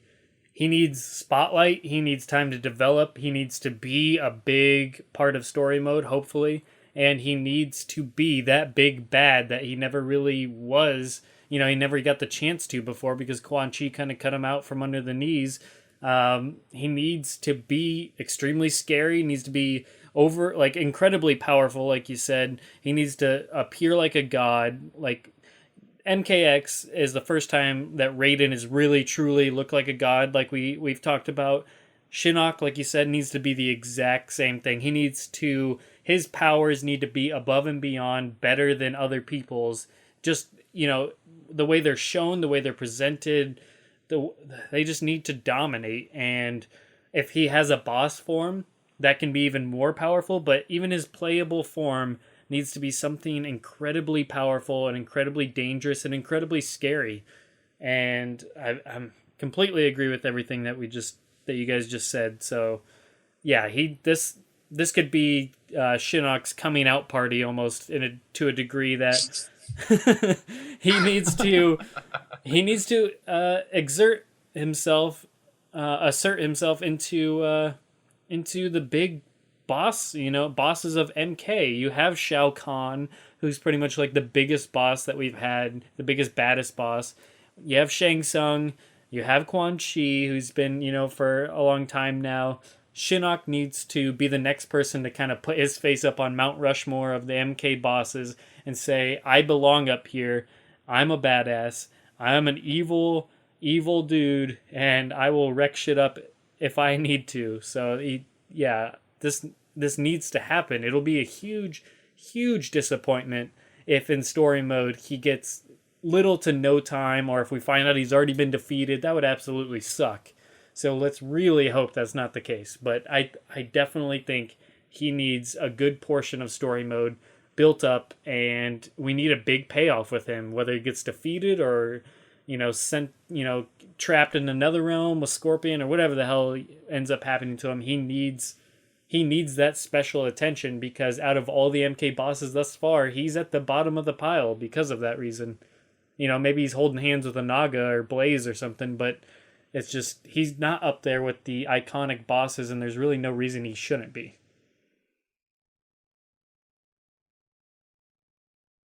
All right, I'll take that silence as agreement. We can move on to... Yeah, no, definitely. I think, Pretty much, yeah. Yeah, I think we're all in agreement on Shinnok, and we're all really hoping that this is his time to shine. That takes us to number 2, Fujin. Razor, why don't you start us off with Fujin? Okay, well, we talked about him a little bit in the first episode, and how we sort of all want to see some kind of response to how bad a job Raiden did in protecting his warriors in the previous game, and that, you know, we were disappointed that, you know, when Fujin inherited his job in MK4, you know, there was no follow-up. He didn't show up in Deadly Alliance or Deception. He never really functioned as the protector of Earthrealm, and we'd sort of like to see him show up and sort of serve in that role again. I mean, even though it would technically be a repeat of something that happened in the old timeline, it didn't really happen, so this time it'd be nice if it did. Yeah. Yeah, for sure. I mean, Fujin's another one of those characters that kind of... He had so much potential going, you know, in MK4, he had so much potential, and a lot of people thought, you know, beyond the fact that Raiden gave Kai his staff, that Fujin was going to be the new Raiden and the protector of Earthrealm, and Raiden was going to step down, Fujin would step up as a god, you know, the wind god, Fujin, and he never really got his chance after that. He wasn't in Deadly Alliance, wasn't in Deception, and only came back for Armageddon, which everybody came back for. And I think out of all the characters in MK4, you know, not counting Shinnok, but just in all the characters in MK4 that were introduced in MK4, Fujin is that number one for me that I feel he has the most potential, especially we only saw him in MK4 and Armageddon, and the quality has increased so much in character design, character gameplay, etc. I think he would absolutely be amazing. I think he's one of those characters that, if given another chance and brought into the 2D games and reintroduced in MKX, I think he's one of those that'll instantly become a favorite, a fan favorite, in a lot of ways that a lot of the MK1 and 2 era characters were for a lot of people. I think Fujin has that potential in him, and I cannot wait to see his gameplay and his design. I'm really excited to see what happens, and I'm really excited to see what happens with his storyline, because if he really is reintroduced in this game, I think he's finally... I almost feel like if they go through the trouble of bringing him back, they're going to finally give him a role in story that they carry on into the future. I'm really hoping if he gets brought back, it's not for like a one-off or anything like that. I think he should definitely be the one to step up in Raiden's place due to Raiden's incompetence in MK9. Raiden needs to be fired. Taking out a couple things. I'm in complete agreement with you guys. Just Fujin needs to have that exposure, that space. And I mean, apart from it being way overdue for him, for gameplay, they say a cardinal rule, a basic gameplay rule in fighting games is don't jump. You learn not to jump. And definitely in a redesigned MK, in this new era of MK, I could really see a character like Fujin being kind of an exception to that rule. I could just picture him being like the king of aerial combat, like multiple aerial backdash and stuff like that. He has this bad reputation of being looked at as kind of like a Kung Lao Ermac hybrid, and I think that just judging by some of the things that they did with characters like Kenshi and Rain and MK9, God, they absolutely could do Fujin the justice he deserves and then some. I'm excited to see Fujin come back, not just as a replacement for Raiden, but no, I would really relish the opportunity to have some nice, solid, new, original gameplay with him. It'd be like playing a brand new character. As to whether or not he'd have a crossbow, well, that seems to be kind of a hot topic amongst certain forum members. I don't know. I never minded the crossbow. I have a soft spot for the crossbow. I think, in the game with the variations, why not give him in one of them? So that the people don't like it, they don't necessarily have to use it. Crossbow's in, with the whole big craze over Daryl in The Walking Dead. The crossbow is in. You know what? Not liking the crossbow? That's a paddling. That's battling. They should capitalize on that crossbow. They should. It's amazing. I don't know why people don't like it. The crossbow's one of my favorite parts about Fujin. I never objected to it. Yeah, and I think people who did object to it weren't really fans of the character in the first place, I think it's a flavor thing, because he pulls out this wood and metal item that shoots green energy arrows, and none of it is wind related. But, my counter-argument to that would be, well, first of all, the green energy arrows, that's obviously some kind of godly power he's shooting. And second, what weapon suits a wind guy other than a projectile weapon? A guy who can control the wind and trajectory and everything involving projectiles. It makes perfect sense to me. So, yeah. People want to give him a tree branch like he was going to have in Armageddon, but ended up on the cutting room floor. I think if they brought back the crossbow and they made it a little bit more realistic and serious, I feel like... think of all the possibilities like you guys were just essentially alluding to with his wind powers and that mixed with the projectiles.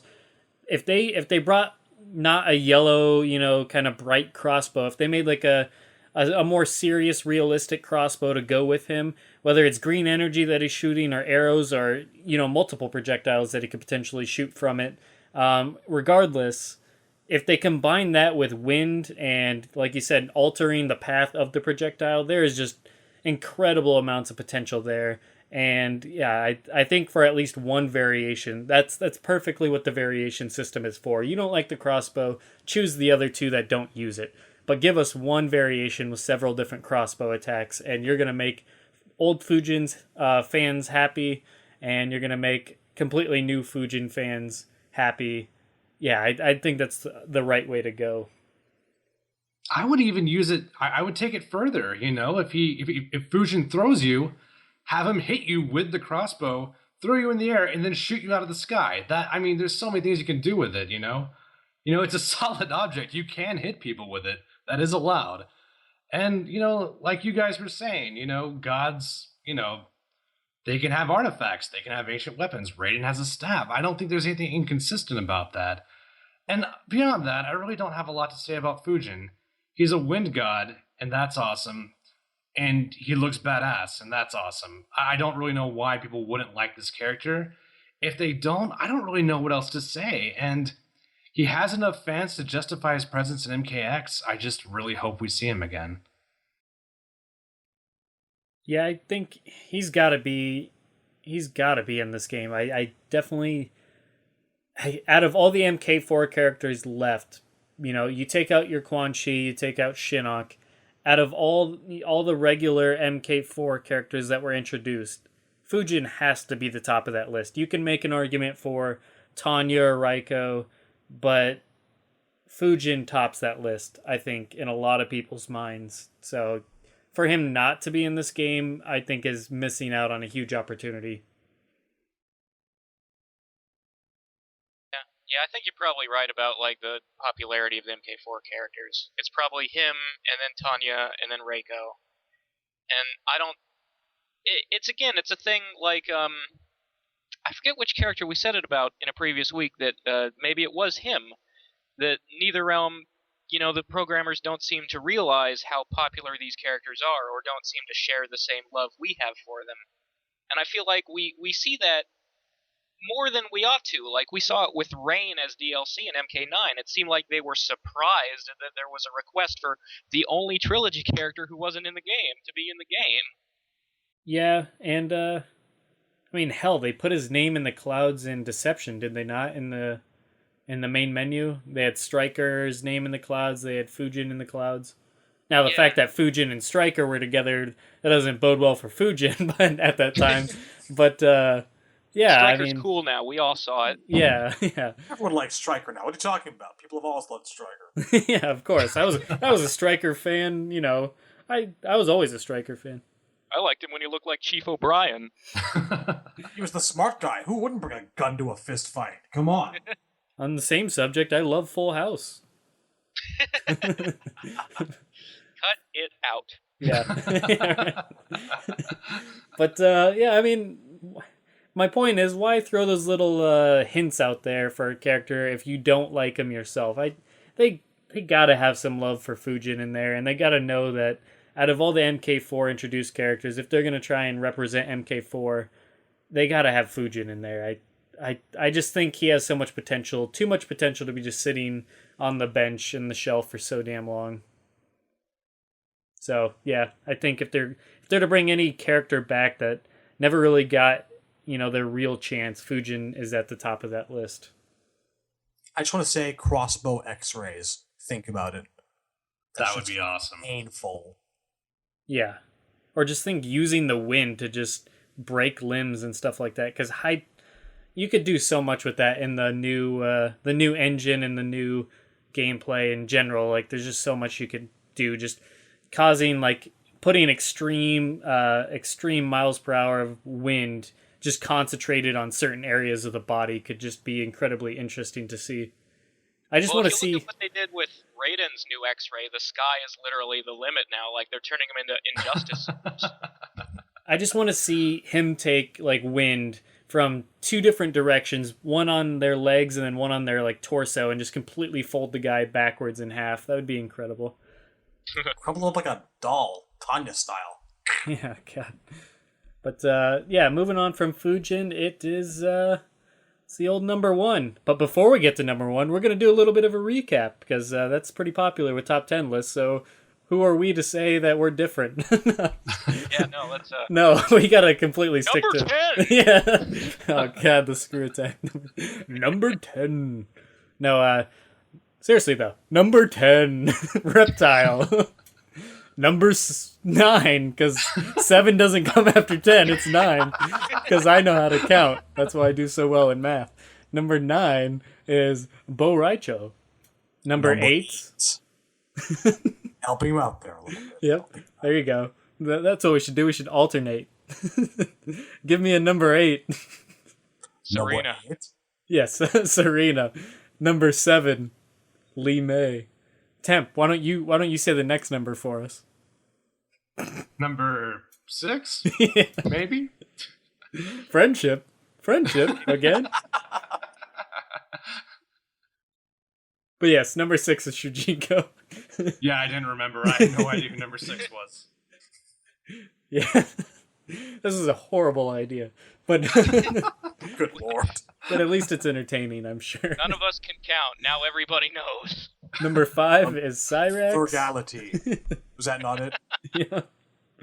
Number 4 was Havoc. Number 3 was Shinnok. Number 2 was Fujin. And number 1, Smoke. Smoke. Smoke.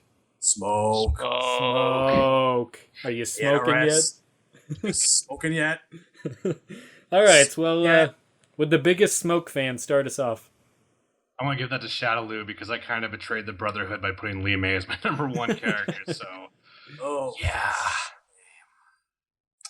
Where do I start? Folks, you know me. Smoke is the character that I'm almost in MK for. I don't know what it is, you know? He's got kind of this almost universal popularity. I feel like there's very few people out there who don't like Smoke in some form or another.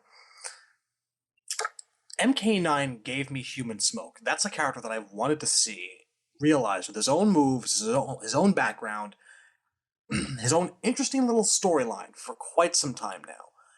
And not that I wasn't a fan of, the original plotline of him being assimilated and transformed something terrible against this world. That's what got me to really, really love the character. But, I think that we all feel the same way here.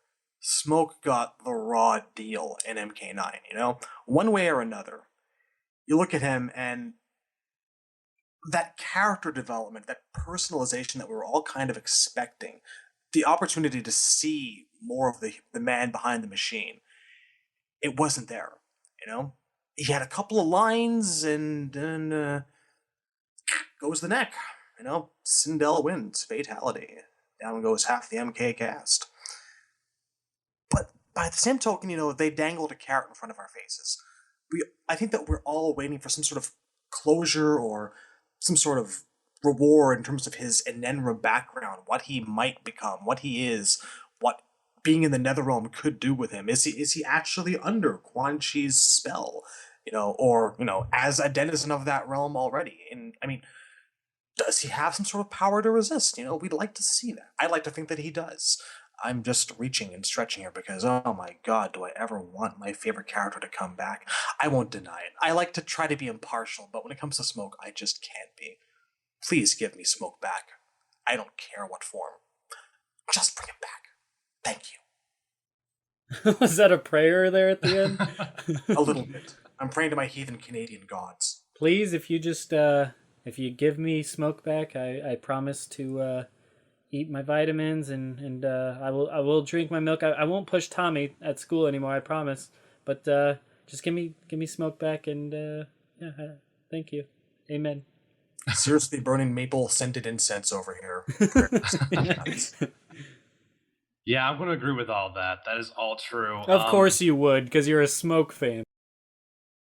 Yeah, I totally am. The sound of me opening a pack of cigarettes and I guess the only way I could take it one step further is, really, it goes back even before MK3. He was my favorite character since MK2. To me, Smoke is the hidden character. Because when you see the other two hidden characters, Noob Saibot and you see Jade, yeah, you kind of see what they were going for, or what they were going for. They're palette swaps. But Smoke, I immediately saw the concept. I'm like, okay, this is a ninja with an air elemental thing going on. And there was all these rumors about, I saw Smoke's fatality. He creates a tornado of smoke. It's amazing. And it was all bullshit, obviously. But there was a lot going on in the mind of fans. And what kind of crowns him as the hidden character is he is the first playable hidden character. We were told before Mortal Kombat 3 came out that one of the 3 hidden characters from MK2 was going to be playable. And lo and behold, it was Smoke.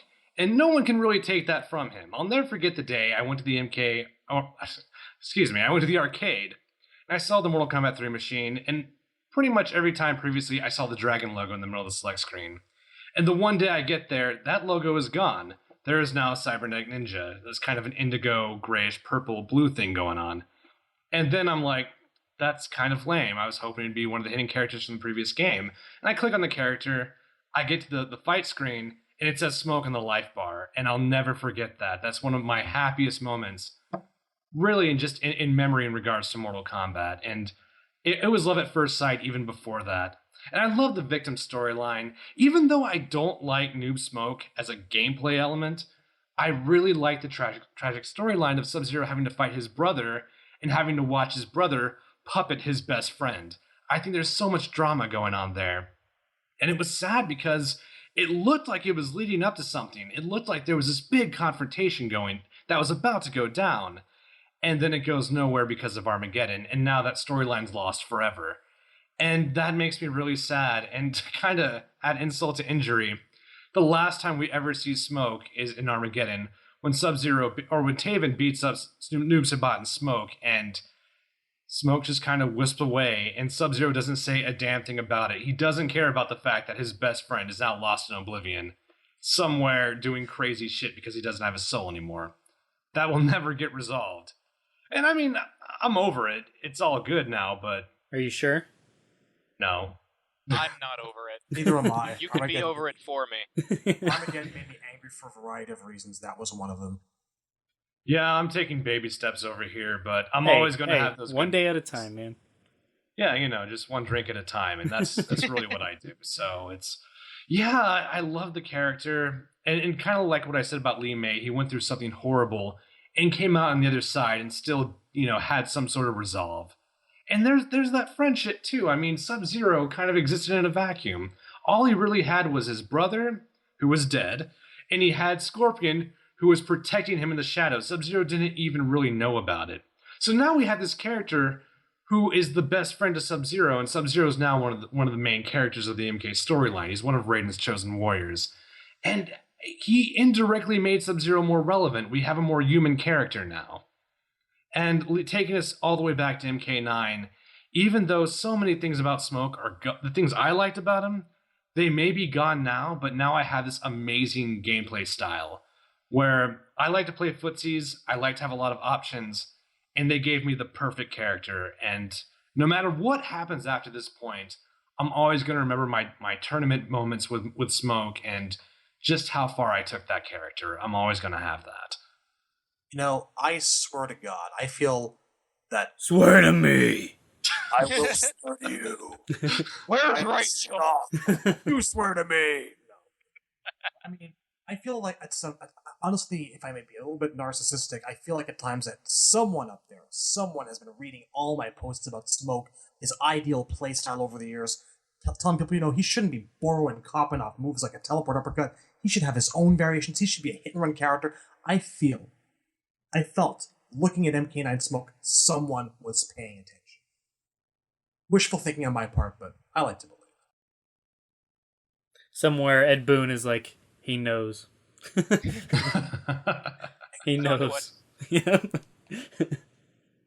Send the black van. Yeah, I really like Smoke as a character. I definitely would have had him on my list, but I didn't. But I was pretty sure two people on here would definitely have him pretty high on their list, so I wasn't too worried about it. So I was just hoping to give another character a chance, but I'm definitely glad that Smoke made the list, and albeit number one. So Smoke is definitely one of the characters that definitely got screwed over royally. Especially, I mean, the fact that, like we talked about earlier, they just pretty much shoehorned his storyline and merged it with Cyrax's kind of sucks for... Well, it really sucks for Smoke fans, and like you said, your character never got his shining moment or his resolution that you wish he would have had, and it sucks anytime anybody has to settle with that for their character, Baraka, Reptile. But it's difficult being a fan of a character like that, and I've struggled with Cyrax at times for this very same reason, that it never felt like he went anywhere, and I think a big problem with that is Armageddon kind of put a big roadblock in front of everything that they had going, and before that, so that definitely was not fun getting through those times, etc. But was in regards to Smoke, the fact that they revamped him in MK9 to a degree and changed his outcome and the way his story went, only to just break his neck anyways, and kill the other person that was affected by that. So they had not only killed Smoke off right there, but Cyborg Sub-Zero, the one that got Smoke's storyline after that, in terms of being turned into a cyborg against his will. That's just why kill both of them? It just really I didn't understand it. Like, it was pretty much a reason to give us a cyborg version of Sub-Zero. But I mean, I guess in MKX we could learn more if it is Bihan that is in the Sub-Zero, taking up the Sub-Zero role again, to see where he's going, what he's going to do about his brother and Smoke potentially, or if Cyrax is going to do anything about Smoke, or who knows what the hell is going to happen. But the fact is, he's dead. So where do they go with Smoke from here? How do they even include him in the game from here? Is he going to be one of Quan Chi's minions? Are we going to see a couple of the dead characters resurrected? I don't know. I'd love to see Smoke return. I enjoyed their new take on him gameplay wise. He was really interesting. He was definitely a pain in the ass to fight, along with like Noob Saibot and those types of characters, but he played like Smoke should have played for all those years, so I was really happy to see that. And I'm hoping he makes the cut. I don't know how it's going to play out or how it's going to happen, but I think his gameplay is so unique and so fun. They got to bring him back sometime. So yeah, I'm in agreement with you guys. And although I'm not a huge Smoke fan, he'd probably be my top 20. But yeah, I wasn't as bothered by everything that happened. But I definitely know what that feels like. So that definitely sucks. So I hope that's not the end of Smoke, because that's a really shitty way to go out. Yeah, I guess that just leaves me. Smoke is one of my favorite characters. Not my favorite, like Shad and Temp, but definitely top 3 to top 5. And, that, for me, that goes way back to Mortal Kombat 3. Like, I liked the hidden characters, all 3 of them in MK2, but just the fact that he was just a palette swap and had no story, and, his color scheme was black and gray, just didn't really, catch my interest all that much. And then here comes MK3 with, this code that's like, what was it, like 8-10 blocks long? It was that 10. You had to, like, figure it out to unlock a character, and the character you get is Smoke. And now he's a bluish-purple robot. And he's the only guy in the game who has Scorpion's spear, because Scorpion was left out of the original MK3. And on top of that, he's the only cyber ninja who really has their own story in MK3. Like, when Sector and Cyrax were first introduced, they were just, these drones whose only role was to capture Sub-Zero. Smoke was the one with his own storyline about, being Sub's friend, and he didn't want to be a robot. Now he's stuck this way, and it's this tragedy, but he, like, recovers his free will, maybe. And just, that always... it's funny. I almost think more of the old cartoon Defenders of the Realm when I think of Smoke's storyline than I do MK3, because for all of the terrible, silly things that went on in that cartoon, the Smoke episode was actually well made. Like, it was written better than really the Smoke and Sub-Zero story has been in the games, even in MK9. And that feels like such like a tragedy or a missed opportunity, or like an injustice to me, that, like, because the games take themselves so much more seriously than that, goofy cartoon with people yelling catchphrases and riding around in dragon jets did. It's still combat time, by the way. It's always combat time. It's always combat time. Did you know Jax was the fattest kid in school?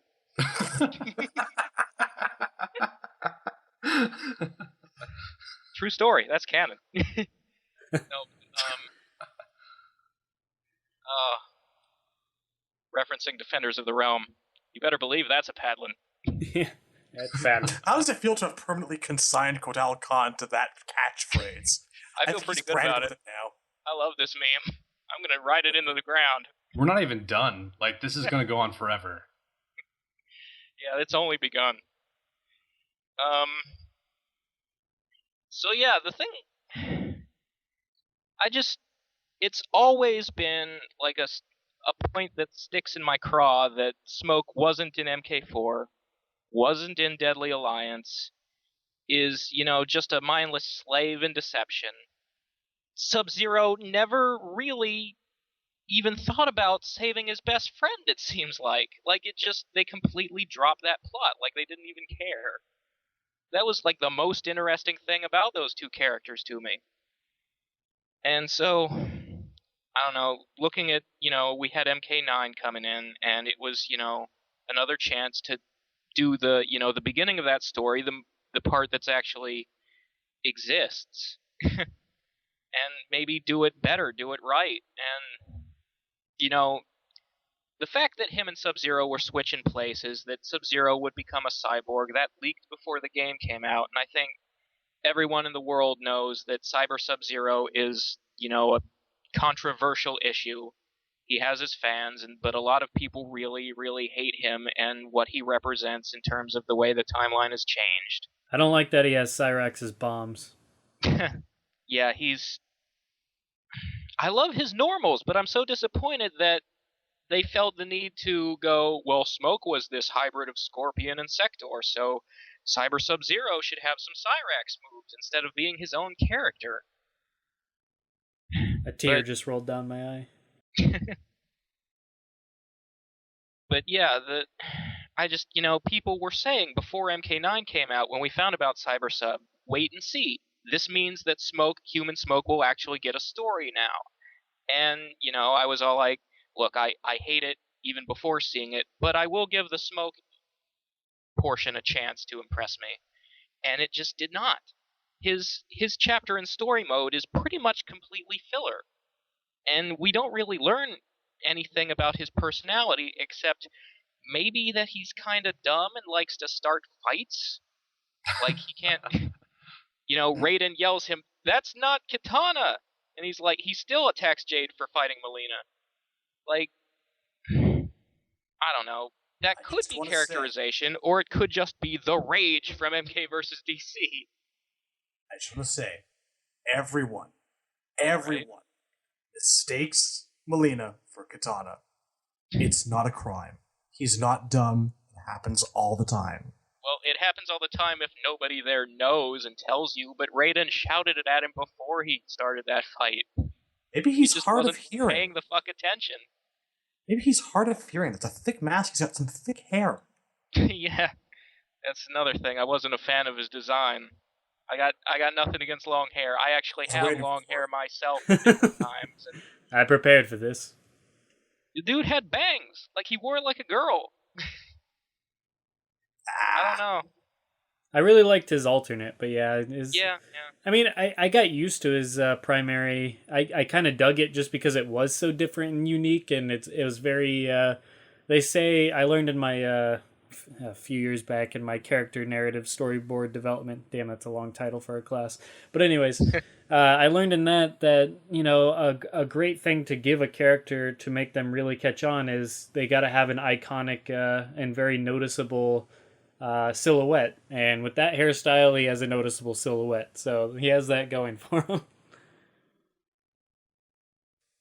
I find Smoke's hairstyle a hell of a lot more palatable than all the people in goddamn top knots I see running around these days. What is with these kids and their Skrillex and their top knots and their dunks? I love the Skrillex. It's the mullet of the 2010s. Oh, I just, I know it seems a little bit out there, but I don't think Smoke's hair is that ridiculous. I think it just. I agree, actually.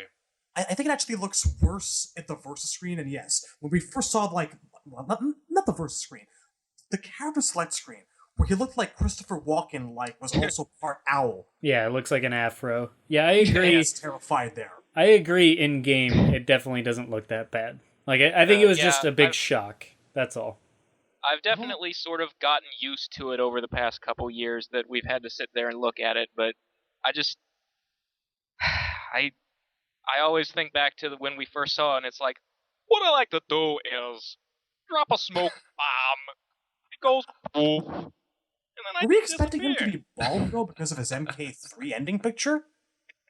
I was thinking that. At times I wavered between maybe he's bald or maybe they just forcibly shaved his head before they went through the procedure. I guess it was the head shaving. You can't have hair under a Cyber Ninja helmet, so they shaved him. I'd like to see a Cyber Ninja with that hair. Well, that's sort of like both Sector and Cyrax's humans had these big ponytails that were like a callback to or a call forward rather to the dreadlocks they have as robots. And I'm thinking, like, why couldn't Smoke have a ponytail? Well, I think one of the reasons we saw Smoke last is because, okay, here's the thing. The hair, it's not that it's bad, in my opinion. It's that it doesn't work. It's broken. It, like, clips against his ears. It kind of suspends in the air in a weird way. He doesn't even have ears in the Versus screen. It's so strange. Yeah, and, I mean, I think they knew. I think they honestly knew Smoke's hair didn't look good.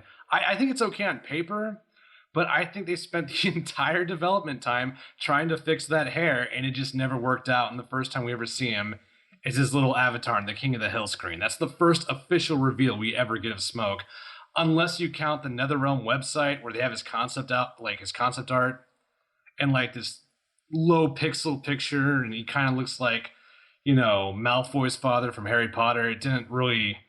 No one really responded positively to that. It looks better now. Now that I've had the whole picture, it looks better. But yeah, the physics look awful. But I still use that costume. That is still my Smoke costume. I think the alternate looks good, but I really like the nod to the Ultimate MK3 era. I think that works really well. Yeah, I don't know.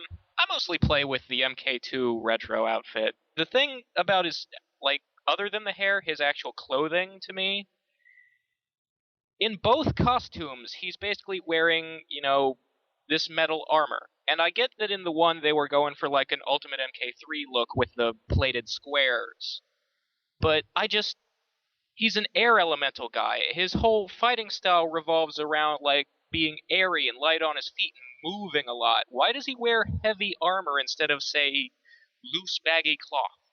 Or the Shaolin Monk's outfit, even. That looked really good, in my opinion. Yeah. I just kind of take it as granted that he's learned how to transform anything he wants into smoke over a long period of time. Maybe he's just good with metal. I never really tried going in depth about it. Metal. Maybe really thin plate metal. Maybe it doesn't weigh as much as we think it does. I don't know. I was a fan of the Shaolin Monk's look, though. Yeah.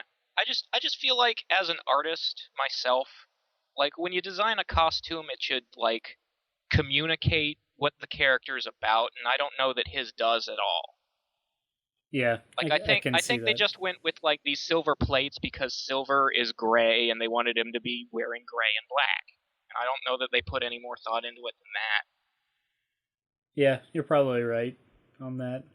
Should we mention the fact that he's pretty much an Enenra now, and he's kind of like this mythical creature, and how's that going to tie into everything? That's why I think he's coming back, to be honest with you. They're going to play onto that storyline, and that's going to have something to do with his NetherRealm presence. Yeah, here's the thing. I was going to mention when I got to his story. Cyborg, I think, was the one who said that, they shouldn't have killed off both Cyber Sub-Zero and Smoke. Like, they should have left one of them alive to keep how different they had, like, how changed they'd been going. Yeah. And at times I do very much agree with that, but a part of me also disagrees, and here's why. Like, I think, first of all, you kill Cyber Sub-Zero, right? So that you have an easy way to turn him human again. Yeah. Because they probably knew this was going to be a one-shot thing, that fans weren't going to cling to it. You kill Smoke because that's how you turn him into an Enenra. If all you had was his arcade ending where he finds out his secret past, it's like, well, what does he do next? How does he even tap into those powers, even if he knows they exist? But if he dies and goes to hell, where demons are from, naturally the Enenra side is going to come forward and come to the fore. And that's the biggest reason I want to see him in MKX, is to see where that goes, what form he takes as an Enenra, what that looks like, what if it changes his powers at all, if it frees his mind from Quan Chi's control, all of that sort of stuff. And it's very consistent with his Mortal Kombat Deception outfit. You could take the Enenra concept and then put him in that costume, and it would make perfect sense. Except for the Garbage Man pants. He has to have actually gone shopping for Garbage Man pants. But well, I like the Garbage Man pants. They look good. In the MK9 art book, they had a concept for that costume, like they were thinking of putting it in an MK9, like they did Dark Raiden, and they didn't go that way. And that one isn't wearing the pants, like he just has legs made of smoke. That's even worse in my opinion, though, because now I'm projecting thighs onto smoke, even though they're technically, it's air technically, but I'm seeing like Conan the Barbarian thighs on smoke. It's not working for me. Stupid, sexy smoke. I'm sure they'll figure something out, because I mean they have to change the head because he was wearing a Cyber Ninja helmet anyway, so. All right, well, that probably wraps it up for the top 10. Hope you guys enjoyed the conversation. And actually, leave in the comments, whether you're on YouTube or MKO or whatever the hell you are listening to this, somewhere that we can see, hopefully. Leave a just don't comment on your personal Facebook and expect us to know what you say, but leave a comment on the video or in the forum about what is your most wanted character. And then I'm going to tally up what is the most wanted character from everybody's, inputs. And then we'll talk about that character next week briefly.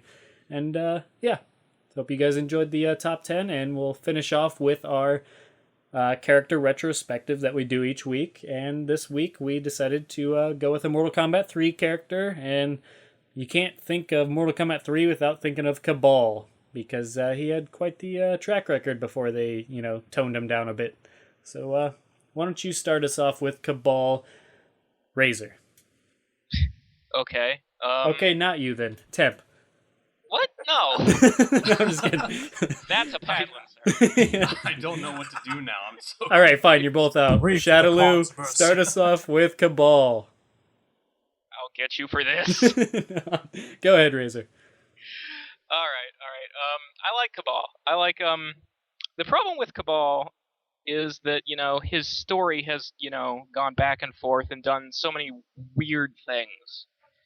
I really liked Kabal when he was first introduced, this idea of a black dragon guy who works with Kano, and, the invasion starts, and somebody doesn't get the memo that, he's supposed to be on the bad guys team because Raiden chose him as, to protect his soul. So the extermination squads kick his ass and try to kill him. And somehow he survives the injuries and, gets that breathing mask to stay alive and goes out for revenge. And then at the end of the game, you've got him going, well, my crime buddies turned on me. So screw them, I'm going to become a crime fighter. I'm going to be a vigilante now.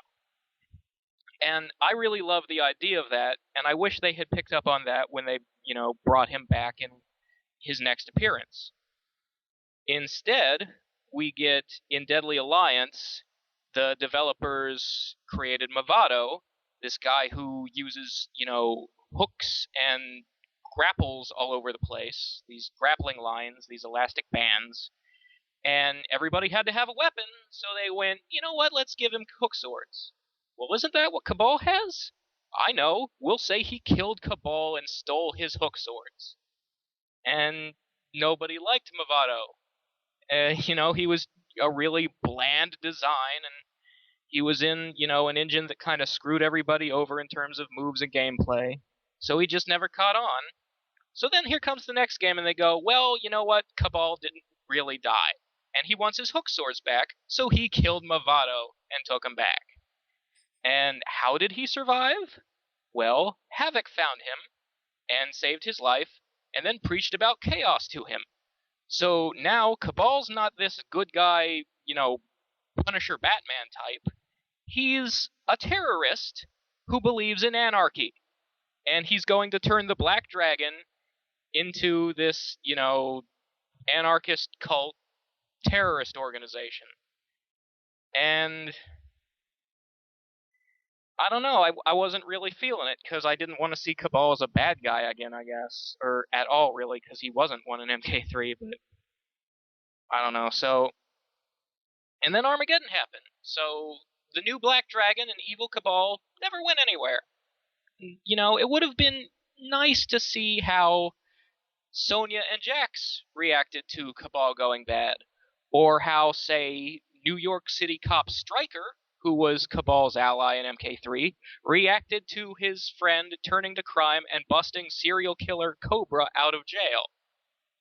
They could have done stuff with this stuff, and they didn't. That could be said for a lot of things. Yeah, obviously. But there's still MK9, where they retconned in the idea that he left the Black Dragon long before MK3 and was a cop, Stryker's partner. And a lot of people seem to like it, and it does give him, that connection to Stryker on screen, makes him and Stryker sort of more tied into the plot, I guess. Character interactions flesh everybody out. But I didn't really like that. I would have liked to see him in this situation where he starts the invasion on Kano's side and gets turned on and is mad about that. And it bummed me out that Kintaro's fire breath is what scarred him, because they could have done something more with it if he'd been scarred by the earth weapons that Kano had sold to Outworld. So, from a story perspective, there's all these, dropped plot threads and missed opportunities with Kabal, and it just really bums me out because he's such a cool design, and that brief attempt to make him an Elvis impersonator in Shaolin Monks notwithstanding. Thanks, Warriors. Yeah.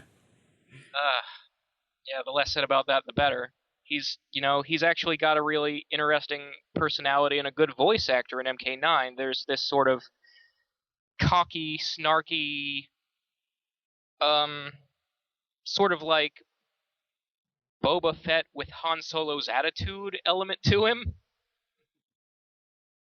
Yeah, so, I like Kabal, and I'm just sort of constantly disappointed with what they do with him. I guess that's where I stand on his story. One quick story question, actually, from the forums. MK Noob asked us to discuss, do you think he'll be somehow related to Kano while being a Revenant, of course, or his hypothetical appearance in story mode will be limited to some small background cameos? Because maybe the Kano Quan Chi alliance that was mentioned in Quan Chi's reveal video has something to do with Kabal. What are your thoughts on that, Reezer? Anything? I feel like that the Kano and Kabal friendship, there's probably more made of it than actually exists. Like, Kano talks about how Kabal should come back to the gang. It's not the same without you. And he does save the guy's life and, want him to join him again. But I feel like Kano is still just this guy who's out for himself and not that close to anybody, and really saved Kabal because he thought it would be to his own benefit more than anything. And, once you hold a guy at knife point and, tell him you're going to assassinate his boss and take off, that was probably the end of the friendship. Yeah. And as far as whether or not Kabal will have like a significant role in MKX, since Kano and Quan Chi will be working together, I would like to see it, but I really don't think he will. I think that the dead zombie guys will mostly be NPCs or purely opponents, that they won't really have much screen time to themselves. I think if any of the zombies are an actual character, the only ones I think it'll be are Smoke, Kitana, and if Quan Chi has him, Liu Kang. The others will just be filler. Gotcha. And what's your favorite Kabal incarnation or what's your favorite Kabal or I can't talk. What's your favorite Kabal in the Mortal Kombat series? Story-wise, my favorite Kabal is MK3. Costume design-wise, I definitely go with Deception. I don't really like the sort of karate-gi and spiked mask look he has in MK9. I think he's a much more his character design fits his personality much more in MK3 and Deception, where it's just, the khaki pants and this like army shirt and the trench coat. Like, it looks like you could go out and buy those clothes and wear them yourself. Like, he'd be, except for the mask, very easy to cosplay. Because Kabal is very much a modern, real-world Earth character. He's not really like a kung fu martial arts guy, so the fact that he has this like wrapped karate shirt in MK9, I'm not really feeling it. Right. Yeah. And what's your favorite Kabal fatality? Kabal has a lot of really dumb, goofy fatalities. Indeed, he does. It's like choosing. It's like choosing the best of the worst. Yeah. I guess my favorite would be the one in MK9 where he yanks out the intestines, plants his hook swords in the ground, and you fall on them and slowly sink through them. And even then, like, it's not perfect. Like, I think we've talked about before in a previous episode that the intestines didn't look messy enough, that it was just, these two strands of flesh, and it didn't really look like gut spilling out should look. Yeah. But even so, I mean, just because his fatalities are generally so shit, that one is indeed the best of the worst. How about you, Temporary? What's your thoughts on Kabal, your favorite Kabal, and your favorite fatality of Kabal? I've always really liked Kabal. I agree with what Razor said about the Deception storyline not working. I actually think that is the worst story point in Mortal Kombat history. That is Cyber Sub-Zero comes really close, but I've never seen a ball dropped so hard on a character where you had something so good going for him. You had this brilliant storyline, this awesome redemption story, and they messed it up so bad. And then that didn't go anywhere. I never wanted to see Kabal as a Chaos Priest. That did nothing for me. Maybe have him interact with Havoc, but that's about it. I do like what they did with him in MK9 in terms of his personality. That is how I imagine Kabal would act. But from a story standpoint, though, to answer the original question from MKO, no, I don't think we're going to see Kabal again. Like Razor said, he's just not that high on the priority list. And to compound that, he was such a big problem in Mortal Kombat 9. He was the most broken character in the game. I honestly don't think he was broken. I think he was just really, really, really stupid good. He had so many options, but I don't think he was broken. I mean, fundamentals were so good in MK9 that you could chase him down if your forward dash was good enough. I think there are some characters that, even though they still lose the matchup, they lose at 6-4. They do have options against Kabal. But, if a character's a problem, if he's that overpowered, the best way to fix an overpowered character is just to take them out of the game. I don't even think they want to try to balance Kabal, which is a shame. I mean, they could do so much with him. That Nomad cancel he had could be its own variation, which is Rushdown. His zoning, that could be its own variation, but you could fix the aesthetics where instead of doing an instant air gas blast, he's using his speed to anti-zone or to shoot multiple fireballs throughout different parts of the screen. I think that can work really well. And there are parts of Kabal that never made sense to me. I never liked the ground saw. It made no sense. They don't even try to rationalize it. It's just a ground saw, and he can summon it, and that's all there is to it. So yeah, for the first two variations, he has, rush down, zoning, and the third variation can just be ground saw. That's all he does. I don't know. But yeah, I like Kabal so much. I think he's a great character. I would hate to see him go. There's other characters I want more. But at the end of the day, though, I think he had his spotlight. He had his spotlight twice, because he was fucked up in MK3 as well. Both Ultimate and the original. My God, I think he was even worse than the original MK3. I think in Ultimate they patched him and he was still really bad. I don't technically know who the best character was in Ultimate MK3. I want to say it was Human Smoke, but I can't be positive about that. But yeah, That I mean, sounds he's like left what his I've heard. mark. Toss up between And Smoke and Ermac. Yeah, Ermac I've heard as well. Ermac was stupid hard to play against in Ultimate MK3. But I'm never going to forget the storyline they had with MK3 and how that positive impression that was left with me with Kabal. And I liked the design a lot. I thought the design was really well done. Now, in terms of the best design he ever had, I want to say MK9. I thought he looked really good. But the sores he had on his arms from the burns, you guys already know with my explanation with Devora, I don't like that stuff. The whole time I look at that costume, I'm just thinking he's to wrap his arms up, they're going to get infected. It really bothers me. I don't like open sores. You're worried about his safety. I'm concerned. You better wrap I those like up the- soon because that's There's going to gonna be be a serious. pus, and Yeah. it's just gonna look.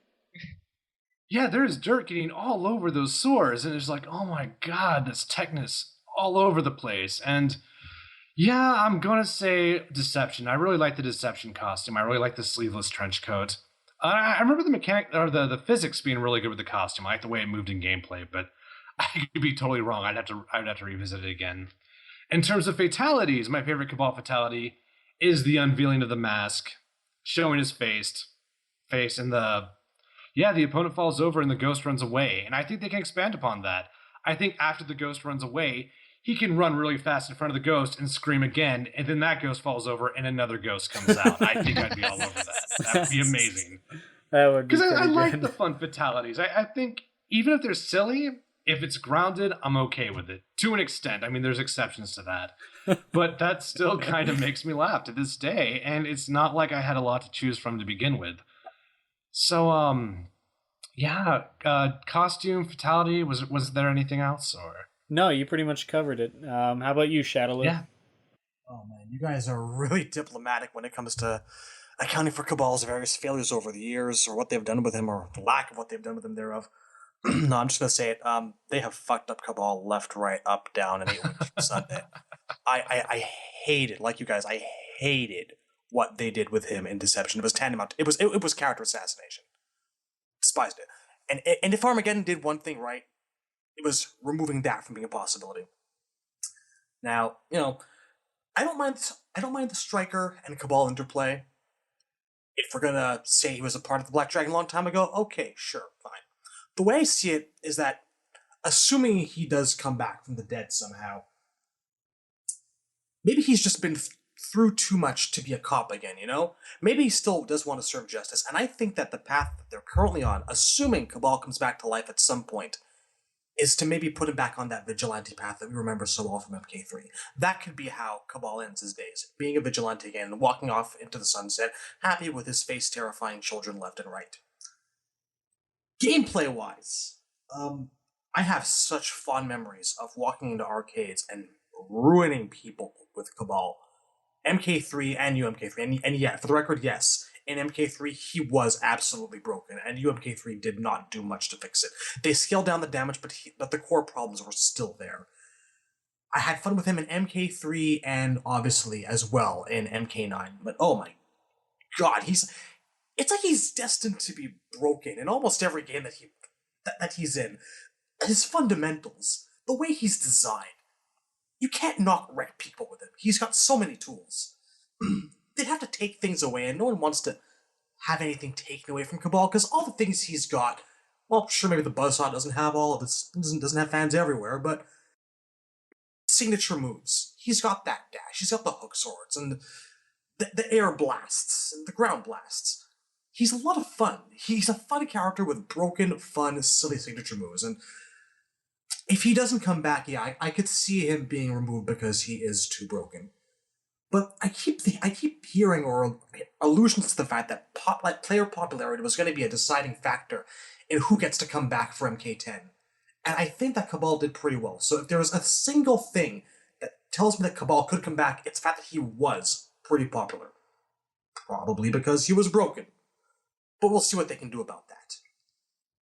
Now, oh man, my favorite fatality from Kabal is the one that I mentioned last week that I invented, where he removes your intestines and zips off screen and wraps them around your neck and kicks you in the back, and he breaks your neck with his own intestines, because all of Kabal's fatalities have been hot garbage.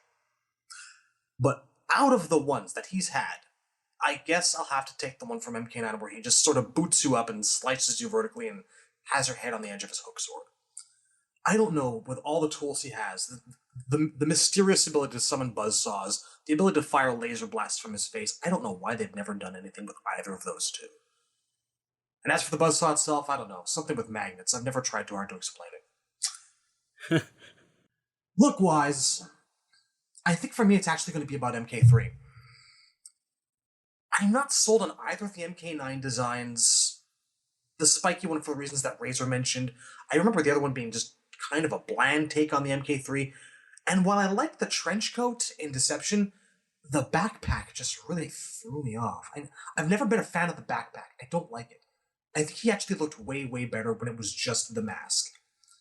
And actually, going back to MK9 for a second, when we were mentioning the fact that, it was Kentaro who scarred him, which I'm not against, because, hey, it gave Kentaro something to do. I always used to envision Kabal being scarred in the MK3 tournament, and not tournament, being scarred by an extermination squad and being kind of in the middle of the nowhere on his last legs. And that tube in MK3, that thing went into his throat.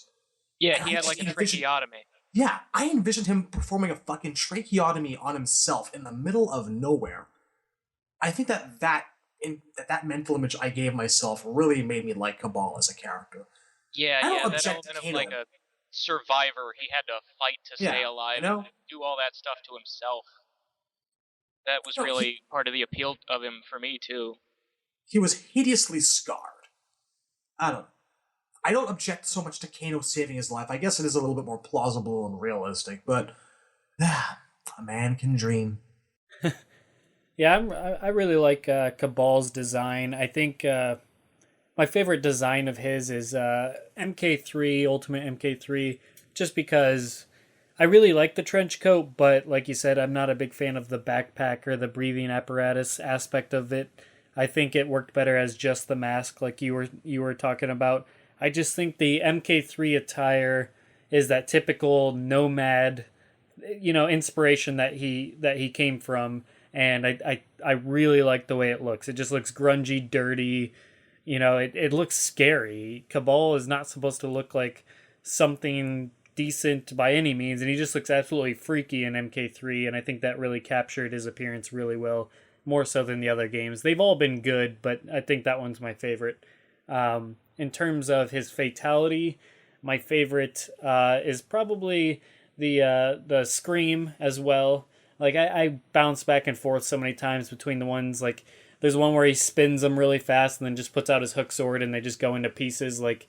Even though that's a cool visual, but logistically, how is that even? I don't know. It was just weird. I guess it lacked the presentation that a lot of the other fatalities had. It just seemed kind of, they're just spinning and it doesn't even look like the sword is connecting with the body at all. It just looks like... Yeah, that always drove me nuts. Yeah, it just looks like pieces are flying off for no reason. So I was just thinking about that. I'm like, it just doesn't make any sense. And like I said, the presentation just wasn't there. I liked the idea behind it, but the presentation was just not present at all. So it was between... I really liked Razor's choice where he takes out their guts and they fall on the swords, even though, like you said, the intestines could have been more messy in general, just overall. And I like the split in half with their head just still staying on. That looked good. But yeah, ultimately I came down to the Scream just because of the sheer fun factor and the ridiculous of it. It's in a way that, it doesn't always work, and sometimes I complain about that type of fatality. But in this aspect, I just like it because it is so different than anything we see. So yeah, it's almost like Shiva's skin rip.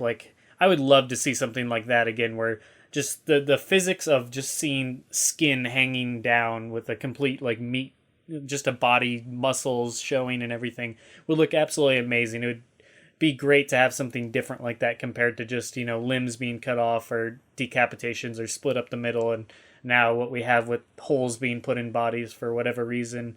It can be overdone. All those things can be overdone, but Kabal's Scream is something completely different. And I think overall I really like it. So yeah, I mean, talking about Kabal's storyline, you guys pretty much covered it all. He got bastardized in Deception, and you had a character that was completely going down an evil path, but then redeemed himself by turning for good, and et cetera, and they just completely changed that, which I don't agree with at all. But like I said, you guys covered that. There's nothing I can add on to that. And MK9, I thought he was all right, but then he died, so I don't know what to think. Do I see him coming back? No. I think out of all the dead characters, he's certainly not on the top 1, 2, or 3, like you said, Razor. So I don't want this to be the last we see of him, but I don't see how he's coming back or why he's coming back at this point. But yeah, that's my overall thoughts on Kabal's history in the Mortal Kombat franchise. So that pretty much wraps it up for Kabal's retrospective, and that pretty much wraps it up for this episode. So hopefully you guys enjoyed the conversation. And you had got another 2 hours and 40-something minutes, so we're trying to break that down a little bit more, but hopefully you guys enjoy these longer discussions, because we definitely don't rush ourselves, so you get a more casual discussion, which is always good. But like we talked about earlier, if you want to help us out, subscribe on YouTube to both the channels, and come talk to us on the forum and give us some discussion points. And we'd love to hear your guys' feedback. But as far as this episode goes, that's going to wrap it up. So we'll see you guys later. Have a good one, folks. Okay, you guys are too good to say goodbye.